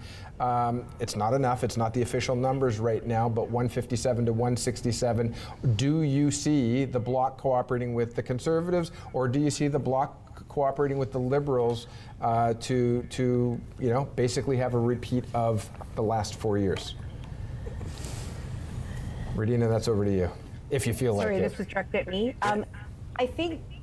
I think that, when I watched the national debate, I mean, his biggest thing he kept saying is he wanted to be a partner. So who does he want to be a partner with? I think he probably wants to be the partner with the person in charge, or the person who's the prime minister, and then he will, do what he needs to do for his people. The one thing I'll say about him is he appears to be a very passionate man to me. Watching the debate, I think he came out very passionate, very well-spoken, and he does care about his people. So, that's an interesting, question. If it is a minority, will they form with the Liberals and work together? I mean, I don't know. I guess that's anybody's guess, right? What will happen? So you mentioned, and both of you have mentioned the concept of collaboration and cooperation. Yep. You said yourself, I mean, listen, any party hopes for a majority. Yes. That only, they want all the seats. They want all the seats. That only makes sense. A lot of Canadians would suggest that it's nice to be able to have that checks and balances of minority and the accountability and the ability to hold your elected officials accountable, more so when you have a minority government. Now, there's a fellow here locally. He certainly served here as a city councillor, then he served here federally, Patrick Brown, who's now the mayor of Brampton. I don't know that he owns this copywritten statement, but he basically said there's no exclusive on a good idea. We've heard that before. We've heard the idea that in government, and certainly in a minority government, that idea of collaboration and cooperation, there should be no exclusive on a good idea. Can we work together? And the reason we have these parties is they all come from an ideological standpoint. The Liberals are the Liberals. The Conservatives have certain key platform issues that when we throw, I'm going to turn them all into squirrels, when we throw all the squirrels into Parliament, they have to work together. They do. They're supposed to. They come from their point of view, and as long as we're in a minority territory, they have to work. Some combination of them has to work together. If you're going to get anything done. If you're going to get anything done. Now, I do want to see the NDP got up to 10. You did say that earlier. I know you're very excited about that. I'm very excited. 2 more to go. But what's going to happen to poor old Maxime Bernier's People's Well, and Party that may of happen, by Canada? the way. The two may happen in traditionally NDP True. territory True. in British Columbia. That could happen. But what's going to happen to What's Maxime going to Bernier? happen to Maxime? Because he had Giorgio Mammoliti running in my riding. Well, what happened to Giorgio Mammoliti? Giorgio, last I saw, had 30 votes. Okay. So his family's voted. So back to the question around friends. collaboration. What does the next 4 years look like if we're in minority territory, and if the people that we the collective send to Ottawa to represent us, are we going to demand that collaboration? Are they going to listen? What kind of initiatives are we going to see being passed? Well, first of all, I think you're being very optimistic when you're talking about the next 4 years in a minority government. I think we could be back at the polls a whole lot sooner than 4 years down the road. Fair point. Keep coming. But may I back up and say these elections cost a ton of money. They don't care. Well, some of them do. They may not care, but there is The voters care. The voter fatigue, And we the have frustration. voted to send them to Ottawa to do a job. So please go and do your job. So here's the thing, though. Okay, so as I look at the numbers, I mean, we started this conversation an hour and a half ago, I think agreeing on the fact that, first of all, this was only going to be about the Liberals and the Conservatives, and I might have to retract some of that depending on what influence the Bloc may have going forward. But essentially, that's been the race, has been Conservatives versus Liberals. Yes. Now the question that came out was, how similar were those platforms?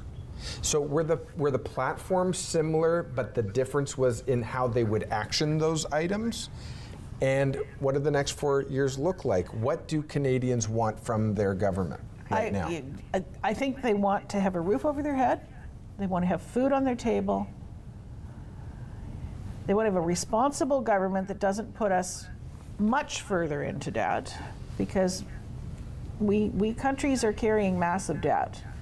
And we have to figure out how, well, the old-fashioned live within your means. You have to live within your means. I have to live within my means. Parliament should be living within their means. So I'm going to poke a bear just a little bit, because Okay. you asked me earlier which way about Yep. that kind of thing. One party. Just Go ahead, do it. sorry, just wanted to interject there. Kyle Seaback, the incumbent for Dufferin-Caledon, has been declared the winner. So Absolutely, we held that on the He's screen been for you. I returned wanted back to make the sure you House did of that. Commons. By a sizable margin. By a Pardon me? sizable margin, absolutely. So congratulations Yeah. to Kyle Seaback. 5,000. Absolutely, 5,000 to 2,900, plus or minus. And I think I saw that Jacob Mantle has been declared the winner in York-Durham. Okay, perfect. I didn't see it yet, but maybe it was not I in think my I saw periphery. it. Okay, perfect. Yeah, it is correct. So again, again, as the numbers are coming in, we're They're 157 to 146. So again, Canadians want a roof over their head, they want food security, they want groceries, they want things under control, but we've got two parties offering similar promises, but two different avenues of getting there. One says it's investment, but it comes with a $230 billion debt price tag associated with it. The other one went with a different style of investment that said, let's get the pipelines flowing and let's have enough revenue to cover the expenses, the cost of our investment. It appears, what we're going to find out in a minute, in not so long from now, A New York minute? is which method was better, which method better resonated with Canadians. I think there are some who would say, as close as they are, we're on a teeter-totter. and I'm going to suggest to you that there has been an argument that said it's those who want instant gratification versus those who are thinking about the next generation. That has been talking points of the different, You're getting very the political. attacks and the accusations back and forth have sort of sounded like that, right? But the one thing you didn't mention, Tell me. Trump, the tariffs, and sovereignty. Yes. Those are major issues on people's minds as well as the other. And I think that's probably why you're seeing the Liberals ahead, because they are the ones that people felt could handle those two issues, sovereignty and tariffs. But I think if you look right across the board, I don't think any of the parties would dispute the fact that Trump will be an issue. No, They're Absolutely. all their platforms It's are funny, anti-Trump. Janet, as you said, The platform for the Liberals on those two issues Yeah, true. was better than the platform that the Conservatives had. Yeah. That I didn't even know if they had a platform for Well, it depended Trump and- on because where they the didn't leader talk was about it. speaking as to what he said about it. Yeah, Jen, I just wanted to have it. We've held it on the screen for you. Why don't you go ahead? Oh. And Mantle. Mr. Yes. Mantle. Yep. I mean, that's no surprise. We were expecting that he would do well because all of the 5 communities, or most of them anyway, the majority of them were conservative ridings prior to this new riding being formed. So I don't think that anybody will be surprised with this. He did very well in the all candidates meeting in Sutton. He knew the Conservative platform inside out and backwards and was very articulate in communicating it to people in the room. So I don't think there's a surprise there at all. So tell us, though, what do you know? Because there is no incumbent, as you mentioned, and I think it's worth driving that home. This is a new riding. Yeah. What do we know This is a about riding Jacob? that has 99,000 voters in this riding. Okay. It's 1,800 square kilometers. It's can you a just huge riding. Jump on that one more time, though. How many? 99,000 Voters. eligible voters? 713 voters in this riding. Okay, I do want to keep an eye on it. Obviously, we're only at 65 out of 226, call it 25% of the way there, plus or minus. So 25%, and you've got, what, 15% voting right now? So I am curious what the number looks like as we get closer to 226 reported polls. I am just curious of what the turnout's going to be like in that new riding. Yeah. As mentioned before, John Broussard secured his seat quite decisively against John Oldhouse. Now, again, it's only 55 out of 200 and change. Doug Shipley not declared. It's a considerably tighter race, 57-14 to the challenger Rose Zacharias. I think it was 4,700 if I remember correctly. I didn't catch it fast enough. But again, moving forward, you said around the Trump issue that Carney and the Liberal platform was better prepared. Is that what your position was?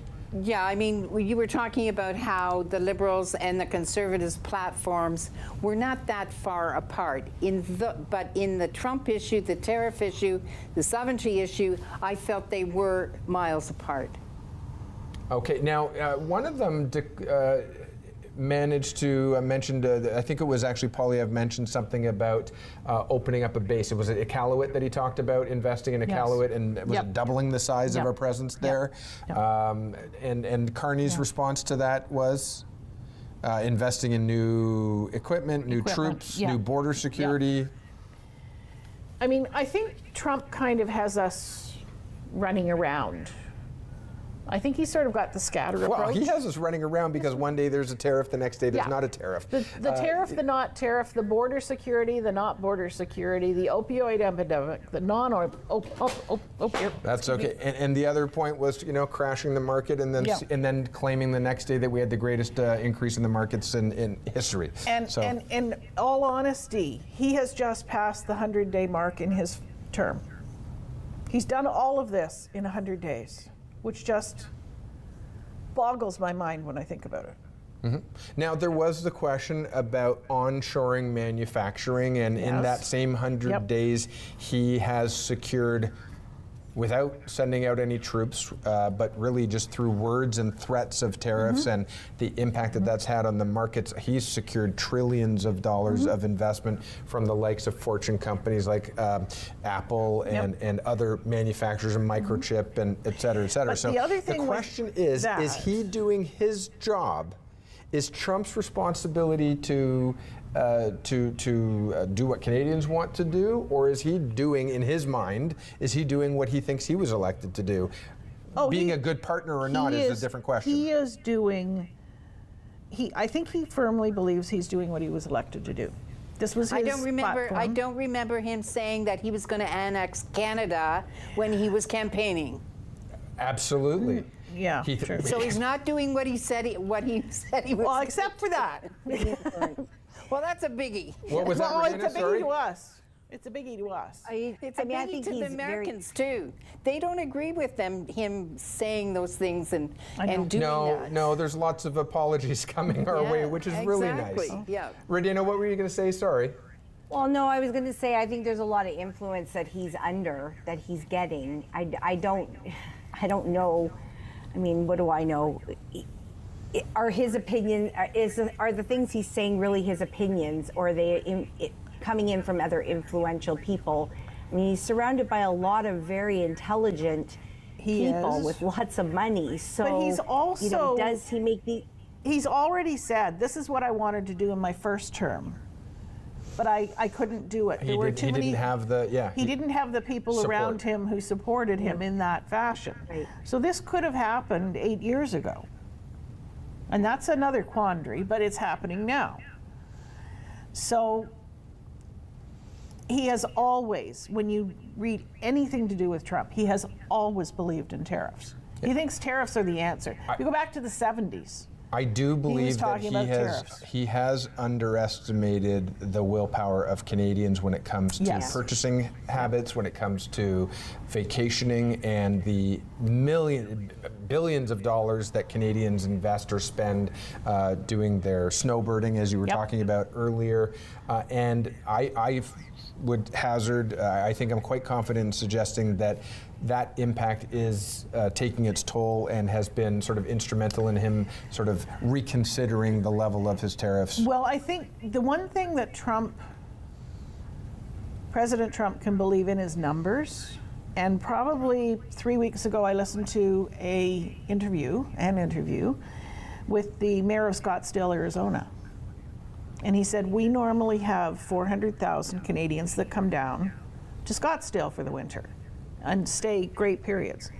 He said by them, majority of them not coming, that's 2,000 jobs in our community. And I mean, those I think are statistics that people go, wait a minute. Well, the hospitality and support and things like that, absolutely. But that was a mayor that was very smart. He used numbers. Oh, absolutely, Dad. Now, speaking of numbers, we are within 4. So one way or another, we're not going to see a majority government, period. It pretty much looks that way. And we're within 4. Now, we're not fully reported yet. I don't know. I guess this is where we get to say too close to call. Yeah, it is. It really is too close. I think I've always wanted to say that. I would like to go back to York-Durham for just a moment. Of course. Because it's very difficult for me to determine or compare the Liberal vote for this year to the last 4 election. years ago, because we don't have. It's a totally different ballgame. It's apples and oranges. Yeah. That's absolutely right. But I think the Liberal showing here in York-Durham has been very good, because the candidate actually was late getting everything together and getting out there, and the other candidates were already there. So I think he's done a really good job, actually, because the numbers are very good.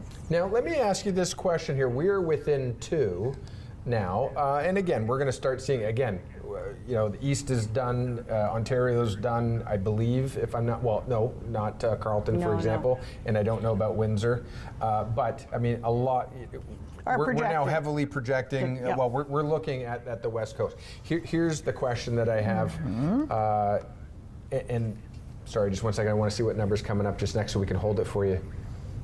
Doug Shipley has been acclaimed, okay, or not acclaimed, but declared. And yeah, absolutely. So there he is there. Sizable? No, but I guess they're suggesting trending in that direction. Almost half the polls. Yeah, exactly. So we are literally neck and neck. And what does that tell us? I mean, Canadians have been, in terms of the commentary, in terms of the pundits, in terms of social media, in terms of the reporting, in terms of the effectiveness of coverage, we've been divided more so than ever before. For the pundits that have called it, they've said minority. So whether it's minority liberal or minority conservative, we will find out.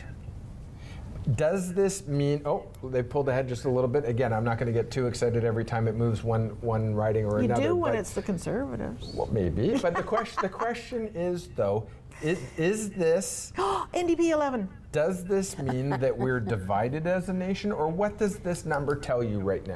It tells me that people want change. It tells you that people want change. Is that what you're saying? That's right. That's what I see with the Conservatives at 151. So basically in this, the Liberals at this point have the number of seats they had at dissolution, which was a minority Liberal government. Conservatives had 120. We're now at 151. They picked up. Well, how many have the NDP lost? NDP, we're at 24. So at the moment, we've lost 13. And BQ, we're at 33. 33. So the Conservatives were have too. gained. Conservatives have gained at this point. Yeah. And it's going to be very, very, I think it might be a longer night than we thought. Yeah. So what we got on the screen here, though, Yep. Simcoe North. Yep. Adam Chambers declared as the winner. incumbent. Again, he certainly had a challenge, though. 1,300 vote difference. Yeah, I'd say he's been challenged. Yeah, he's been challenged. The trick with this is when elections are supposed to be every 4 years, in the runner, the number one runner-up often doesn't run again. So that whichever party that is, they are then looking for the new candidate, and it's almost like restarting every single time. An incumbent's an incumbent, and as long as he gets elected and wants to run, he'll run. So there was a question around, it looks like the Conservatives have actually dropped a little bit. So again, as you can tell, these numbers are still a little bit fluid. Well, again, halfway through the polls, Yeah. So here's the question, though. There was commentary and suggestion that, Pierre Poilievre's campaign and message, 3 months ago or so it was a sure thing, and he was riding high. The question then became by the Canadians, is his message too negative still? Does he need to shift gears and go more positive? And again, now let's say he loses. Let's say the Conservatives lose and the Liberals form a minority government. Does the Conservative Party internal, those who are going to look at the leadership review, do they say, Pierre, you had a 20 or 26 point lead in the polls, you lost, or do they say you gained approximately 30 seats? And do they consider that a victory? It's a good question, but I think from the amount of time that was put into developing the initial platform, which was against Justin Trudeau, I have to give the Conservatives some grace. Okay. Because their train was going straight down that track, and then all of a sudden the train fell off the tracks. So how adaptable they became, who were their advisors? I mean, again, is the problem in the front of the house or is it in the back room? Is it the boys saying, no, stay the course, we'll be fine? And he does. I have a different question for you, and that was, we've all agreed that Trump became the Trump effect, right? Has shown itself to be the factor. Yes. Does that mean that what was a priority to Canadians prior to January 20th is no longer a priority or is no longer the priority? Do Canadians all of a sudden feel less concerned about their household finances, less concerned about housing affordability, less concerned about healthcare, less concerned about whatever their priority was? No. It's just one thing that leapfrogged over that wasn't even expected, and it didn't start in our country. Does that surprise you? It wasn't a Canadian problem until Trump made it into a problem. Does that surprise you, Karen? Does it surprise me that I don't believe people are not thinking about the economy. I don't believe that they're not worried about cost of living. I think they still are. And I think, they want change. They didn't feel that the Liberal Party has really considered how difficult it is for people who are struggling. They don't understand that the Conservative vote doesn't believe that the Liberal Party really considered how much they were struggling. And I think they think the Conservatives do consider that and are thinking about that. So I agree that that is still a major, major ballot question for people on the ground, for grassroots. It might not be a ballot question for Poilievre. He thinks it's change. It may not be the ballot question for Carney because, he's talking about Trump and the effect of Trump. I think the ballot question for the guy that's putting his ballot in the box is simply, I want the cost of living to go down. I want the cost of groceries to go down. I want to be able to buy an affordable home. I think all of that is in his X when he puts his ballot in that box. I don't think it's Trump. I don't think it's or tariffs or whatever. I think it's that. I think that's the ballot question for the person on the ground. And so what you're telling me is the person on the ground is still suggesting so far that Carney is the one to address that. Yeah, because I think they believe that the Liberal Party hasn't done it in the last, they're saying 10 years. Yeah. I probably say in the last 4 years. But certainly they believe in the last 10 years that the cost of everything has gone sky high. So if it's not about Trump and it is about the cost of living, et cetera, the argument that Mark Carney was Justin Trudeau 2.0 as suggested by Pierre Poilievre, I'm seeing you smile and I'm seeing you nod your head. Maybe no, Radina, go ahead. Oh, no, the comments are true. I mean, I kind of feel that, in the beginning of this election campaign, there was a lot of Trump, noise, fear, whatever you want to call it. He settled down quite a bit with the tariffs. I mean, they were on, they were off, they were this, they were that. There hasn't been a lot of it in the last few weeks. And I feel that, from what I've heard is, I think where Poilievre maybe has pushed ahead a little further than maybe expected was to do with his crime plan. I feel that there's a lot of people that are, tired of, we're living in a riding that's, low in crime, but there's other ridings right here in Ontario that are very high in crime. And I think that was a big concern for a lot of people. The way that people are handled when they're, the catch and release situations. And I feel that I noticed even in his campaigning, Carney's campaign pretty much stayed the same through the whole entire election period. Poilievre's changed. There was a lot of, about him loving his country and everything, which kind of led into that Trump support in that beginning. I could stand up to Trump because I love my country. I think things started to change a bit, maybe when the polls were indicating he wasn't going to do very well.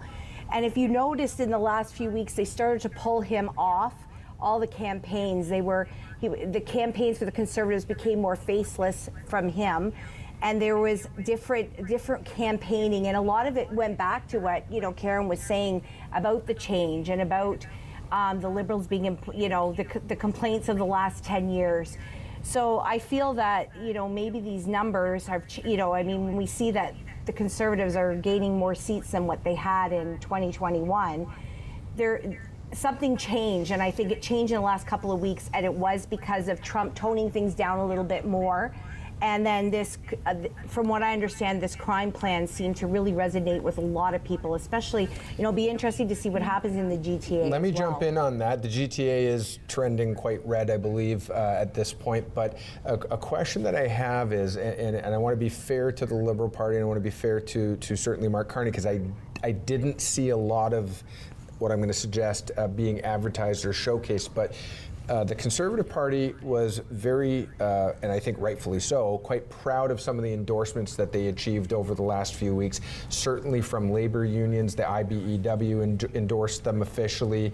Law enforcement, major law enforcement They've agencies. always been law and order.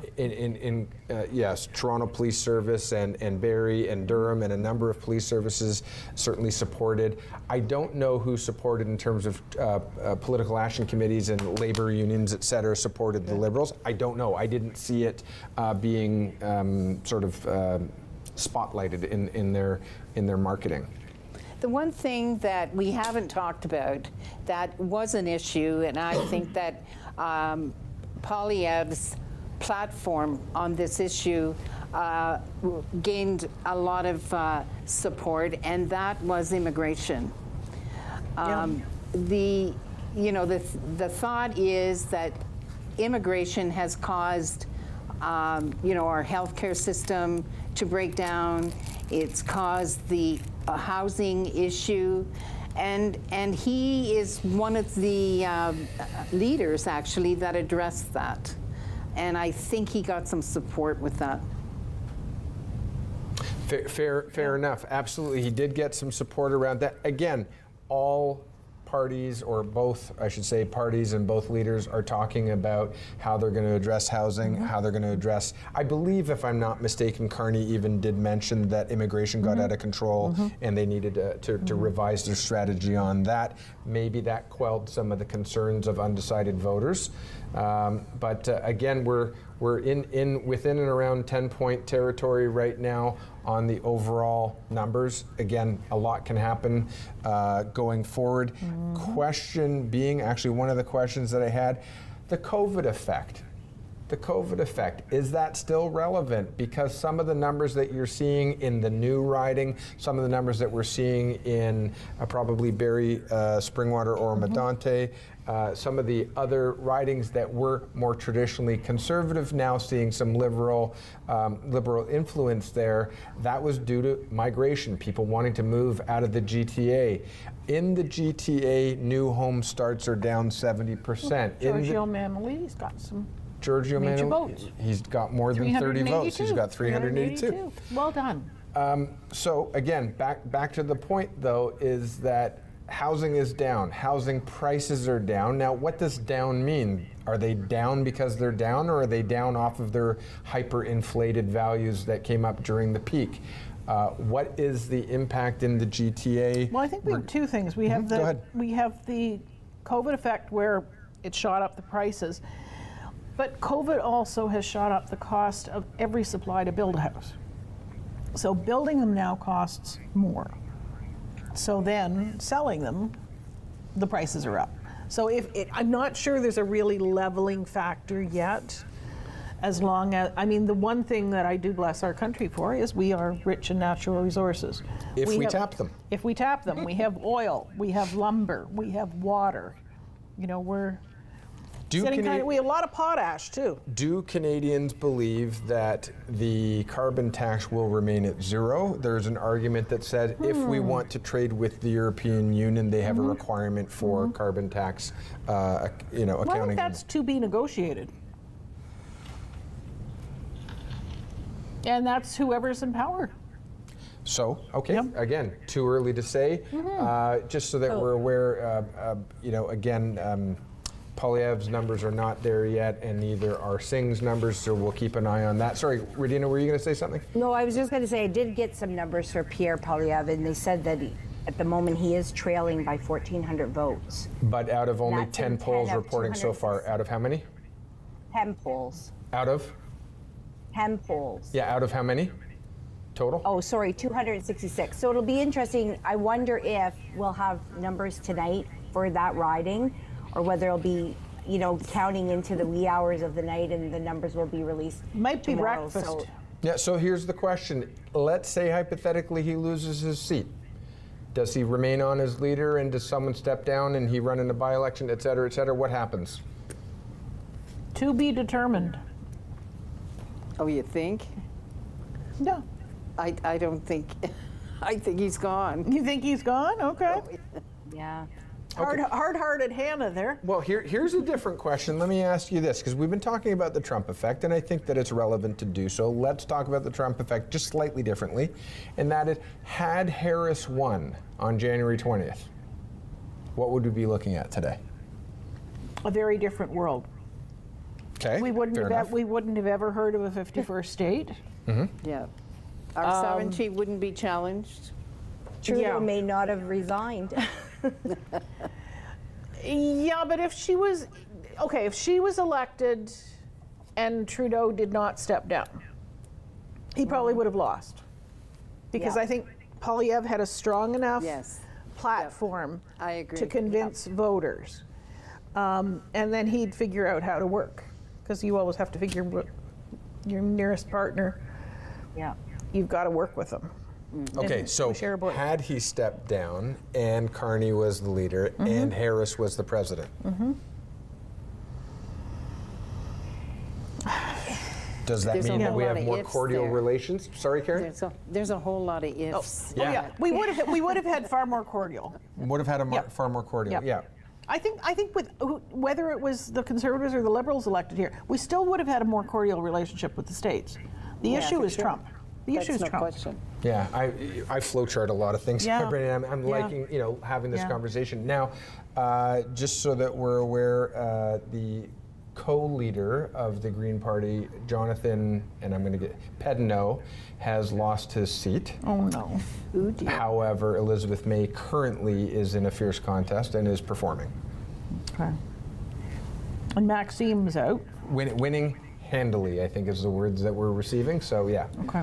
But anyway, I thought I'd throw that out there because how does it change? I mean, so much has changed. Somebody else mentioned it. It's only been 100 days for Trump. The whole And look world at the- changed when Trump was Look reelected. at the chaos that has been Yeah, oh, yeah. created. So what would it look like? And would we be nicer to each other as Canadians right now? Would we have had the level of patriotism that has been a wellspring? No.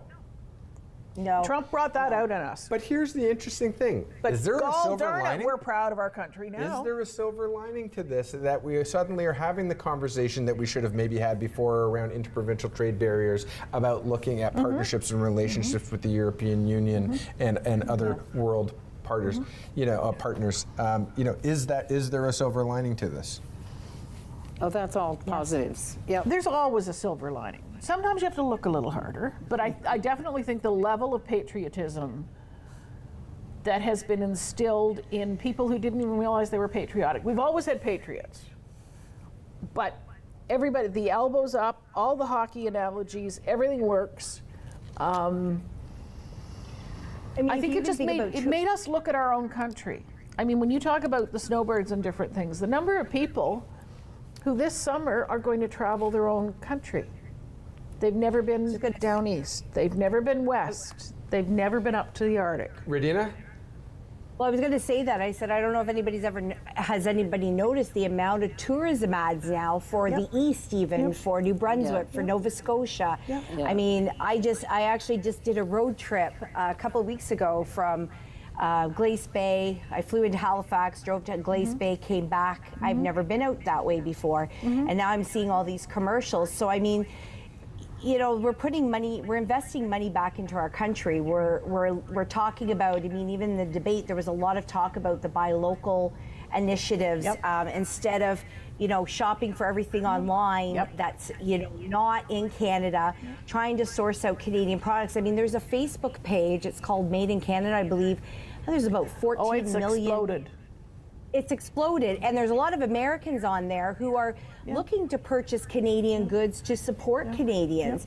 I mean, I have a small little Etsy store, and the amount of orders I'm getting from the U.S. now, I can contribute. I assume that's why they're coming through there. So, I mean, I think this was there's always the pros and cons to everything, and there's always a silver lining in everything that happens, and I think this was one of them that we've actually, as Canadians, stepped back and went, what can we actually get here without having to source it to the U.S.? What about our great country? We spend all this money going to the U.S., to Florida, to all these main states. Like, instead of spending that kind of money, where can we go? And there's some beautiful places we can see here that sometimes There are beautiful we overlook. places. There's fantastic food.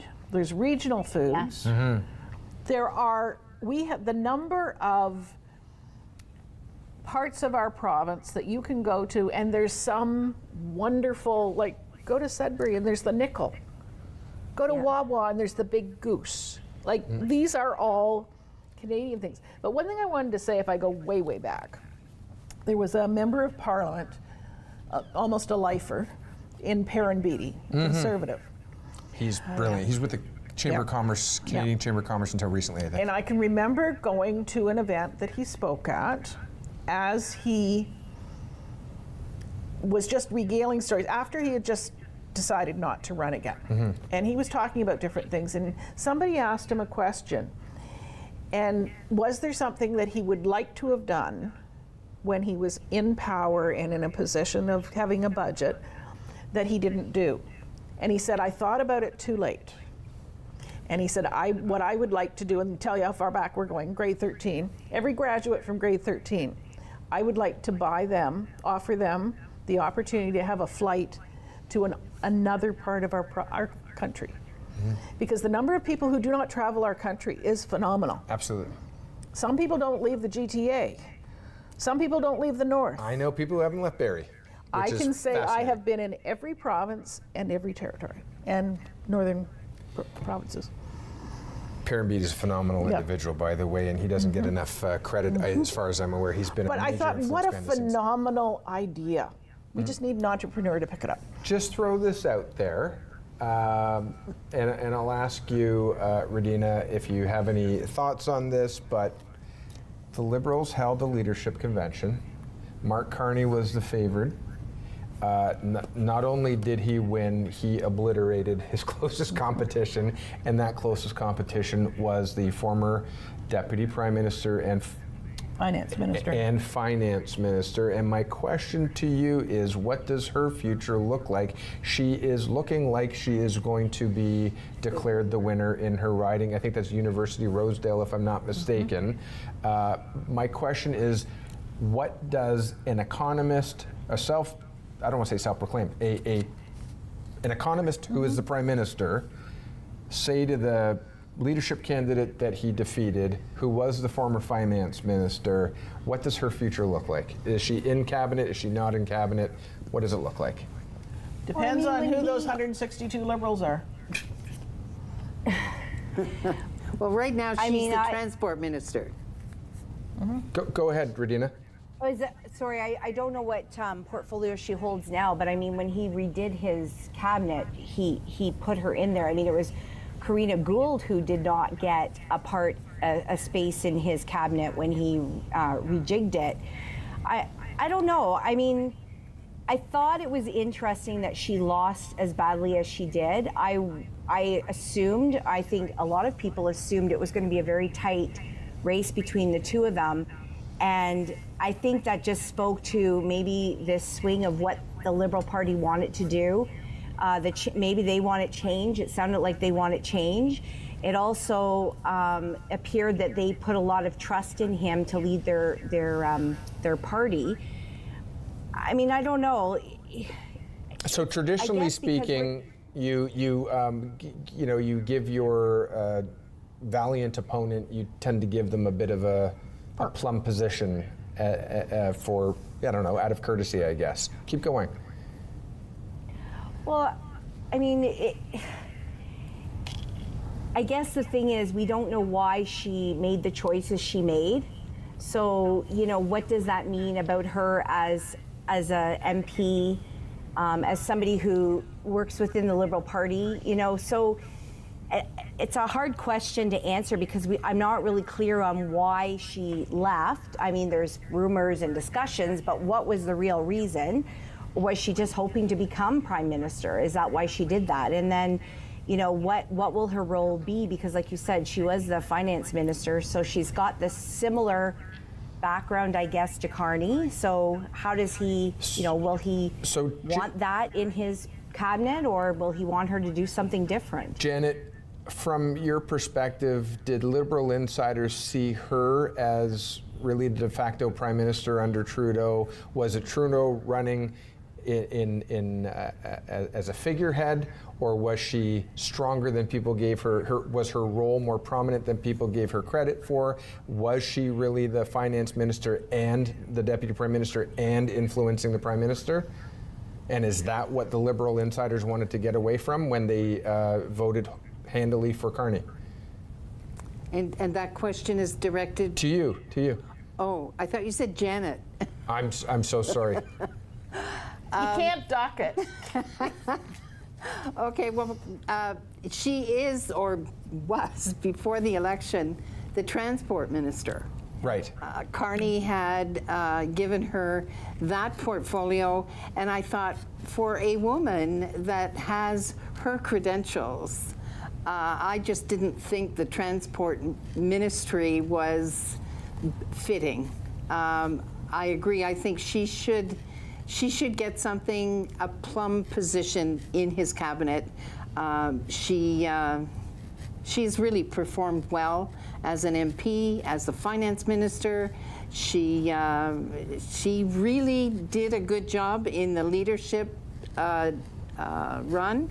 So I think she deserves one of the premier positions in his cabinet. And I just didn't think that the transport ministry was in. Yeah. Do you think there needed to be a gap between the leadership convention, where it was a routing for her, where he won, to rather than immediately turn around and kick out Dominic LeBlanc and put her back into finance? No. Maybe there needed to be a breathing space. And he will be forming a new cabinet with his new government if he succeeds. And that may be the point at which maybe there's been just enough time and space that he can choose a different role for her to play for the country. Yeah. So just for those who are kind of keeping track and wondering how are the numbers going back down or up or whatever, your NDP My is NDP are down, losing slipped down down on- to down 2 to 9. The block is down 2 to, I think it's down 2 if I remember correctly. They were at 25 down to 23. Just keeping an eye on Jagmeet Singh's riding as well. He is still early, but he is facing a strong uphill Challenge. climb. He's in 3rd place. I'm not sure what the spread is right now, but he. Well, listen, there may be a message being sent there, but again, still early hours in that He count. probably more than any of the other leaders, with Trudeau gone, Poilievre's new, Carney's new, he's been the one of how much effective change have you made? And, you know, you can get a target on your back. The longer you're in politics and the longer you're in the top job of your party, people come gunning for you. Well, people come Is it gunning. the message? Is it the method? So here's the thing, because people have said that about, you know, locally here with our you know, conservative members who have been in opposition for a number of years, and the question is, why should I vote you? I might as well vote for someone who has a chance of being in power, et cetera. And that's an interesting question. It's a bit of an unfortunate question as far as I'm concerned. But looking at Jagmeet Singh, it's a little bit different because he was the kingmaker.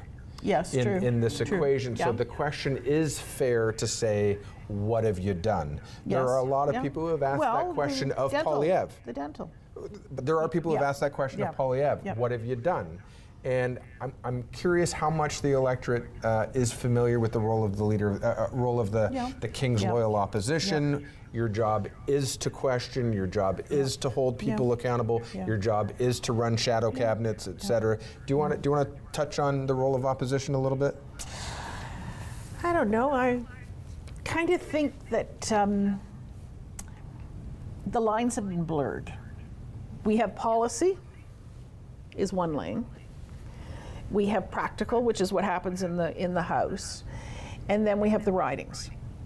And somehow we're not hitting all 3 categories.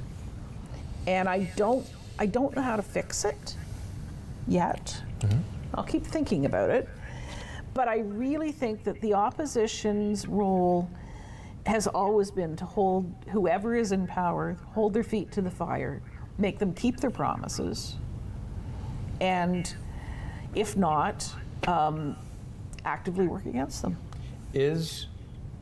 Karen, is the Liberal Party, should they form government as a minority, are they on notice if you look back over the last term, the succession of the decline of their hold on power? Are they on notice from Canadians? Oh, I definitely think they are. I think they've got a new leader, and that changes everything. So when they want change, I think that's the change in the Liberal Party that Canadians can expect. There's a honeymoon period too. Oh, absolutely. But I think he's authentic. I would agree with you on that. Yeah. I don't have a handle on Polyev. Jagmeet Singh is Jagmeet Singh, but I really don't have a handle on Polyev. And you're saying, sorry, and I'm sorry, you're saying, Karen, that Carney, you believe, is authentic? I think he's authentic. I think he understands that the job that he has to do is to make people forget the last 10 years that they've complained about. That's his job, and I think he can do it. So And take the country forward, though. There's two questions that come to Well, mind. definitely. You know, one has been, do I elect a career politician who has no real world experience, or do I elect two things? I'm going to say someone who's a world-renowned economist by some opinions and not necessarily by others, because there are those who think he didn't do that well in the UK, for example. Yep.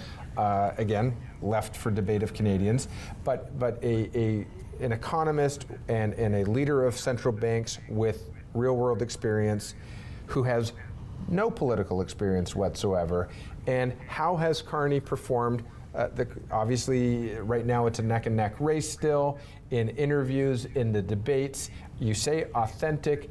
Did he carry himself the way that Canadians would have expected of a statesman who's going to have to negotiate with Trump, or going to have to negotiate with other world leaders, or perform at the UN?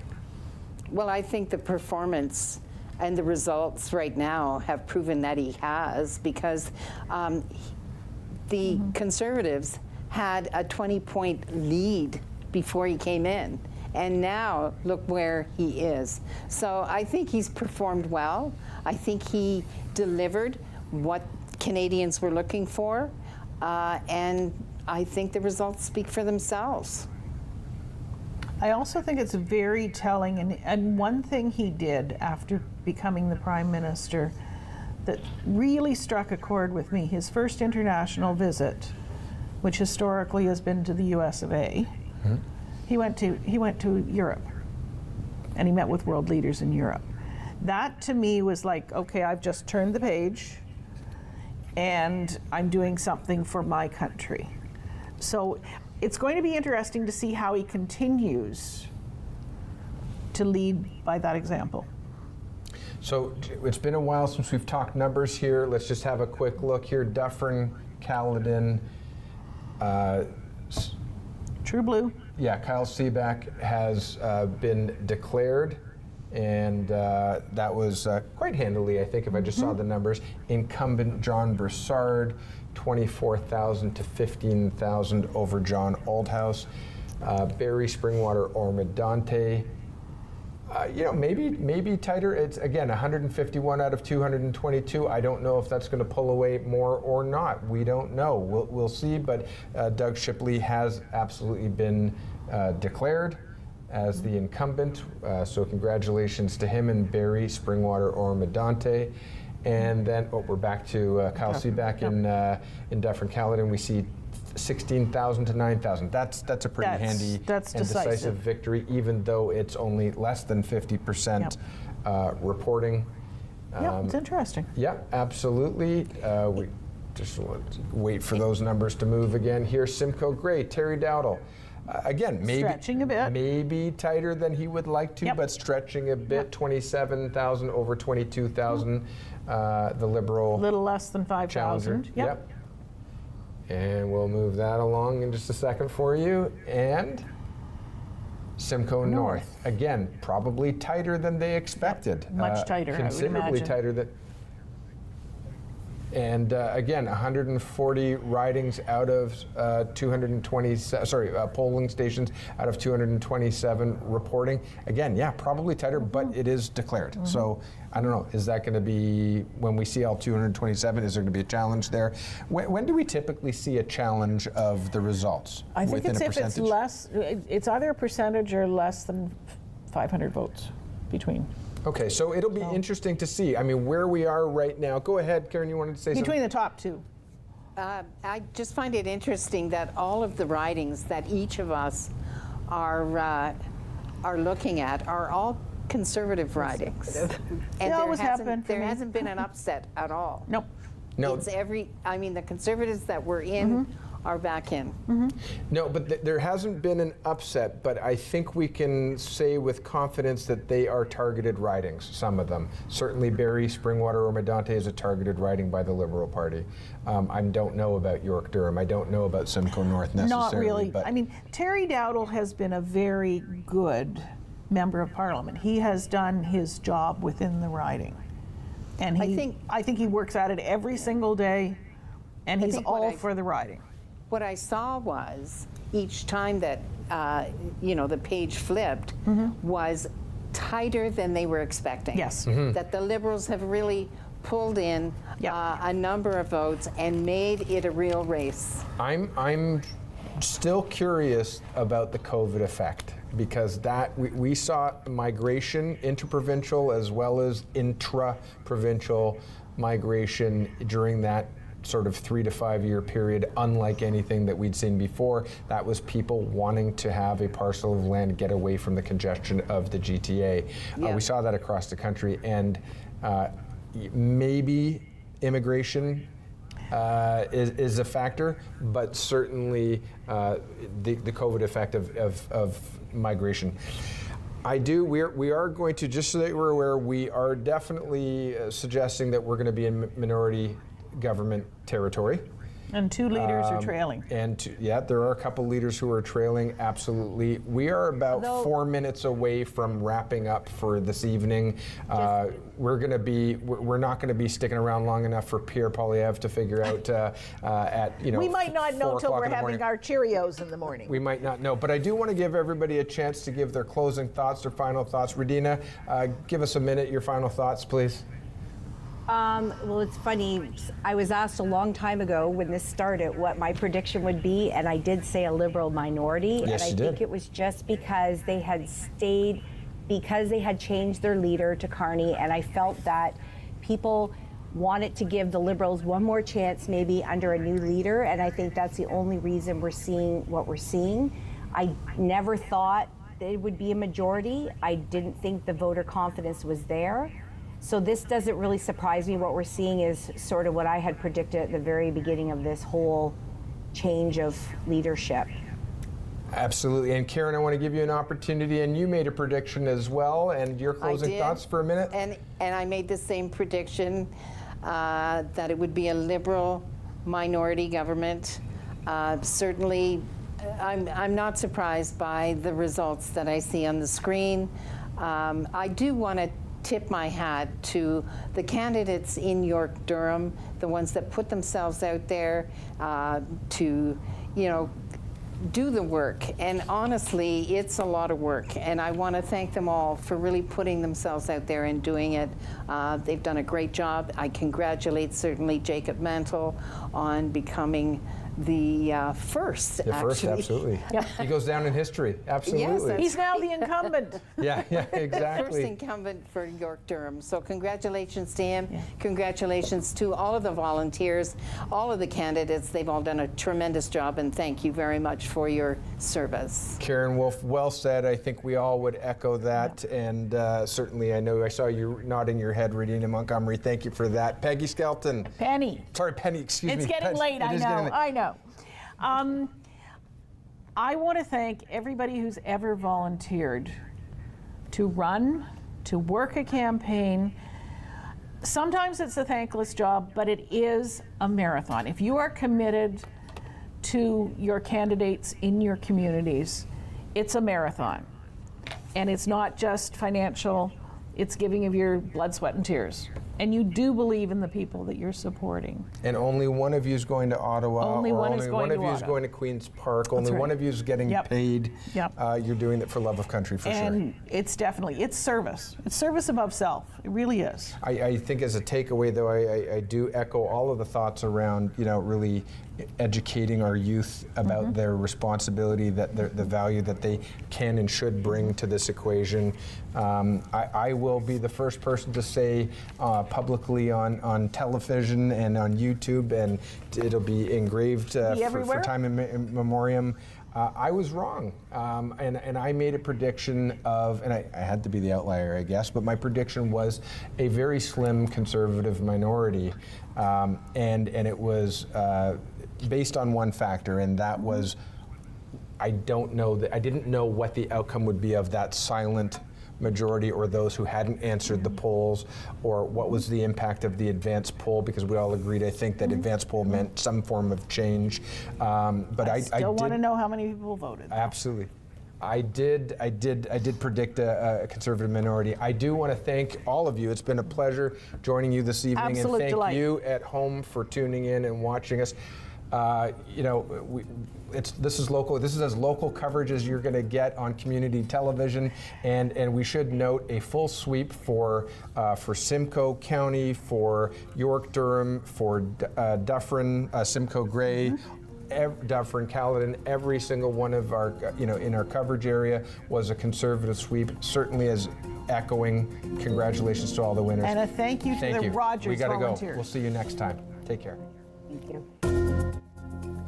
Okay. Acknowledge that we are on the traditional territory of Minjikning, Rama First Nation, a member of the Three Fires Confederacy, which includes the Ottawa, Potawatomi, and Ojibwe people. We honor them for having lived here and cared for this land from time immemorial. We recognize the many contributions that the original people have made and continue to make to this region. We appreciate the opportunity to live, work, and play in this beautiful place.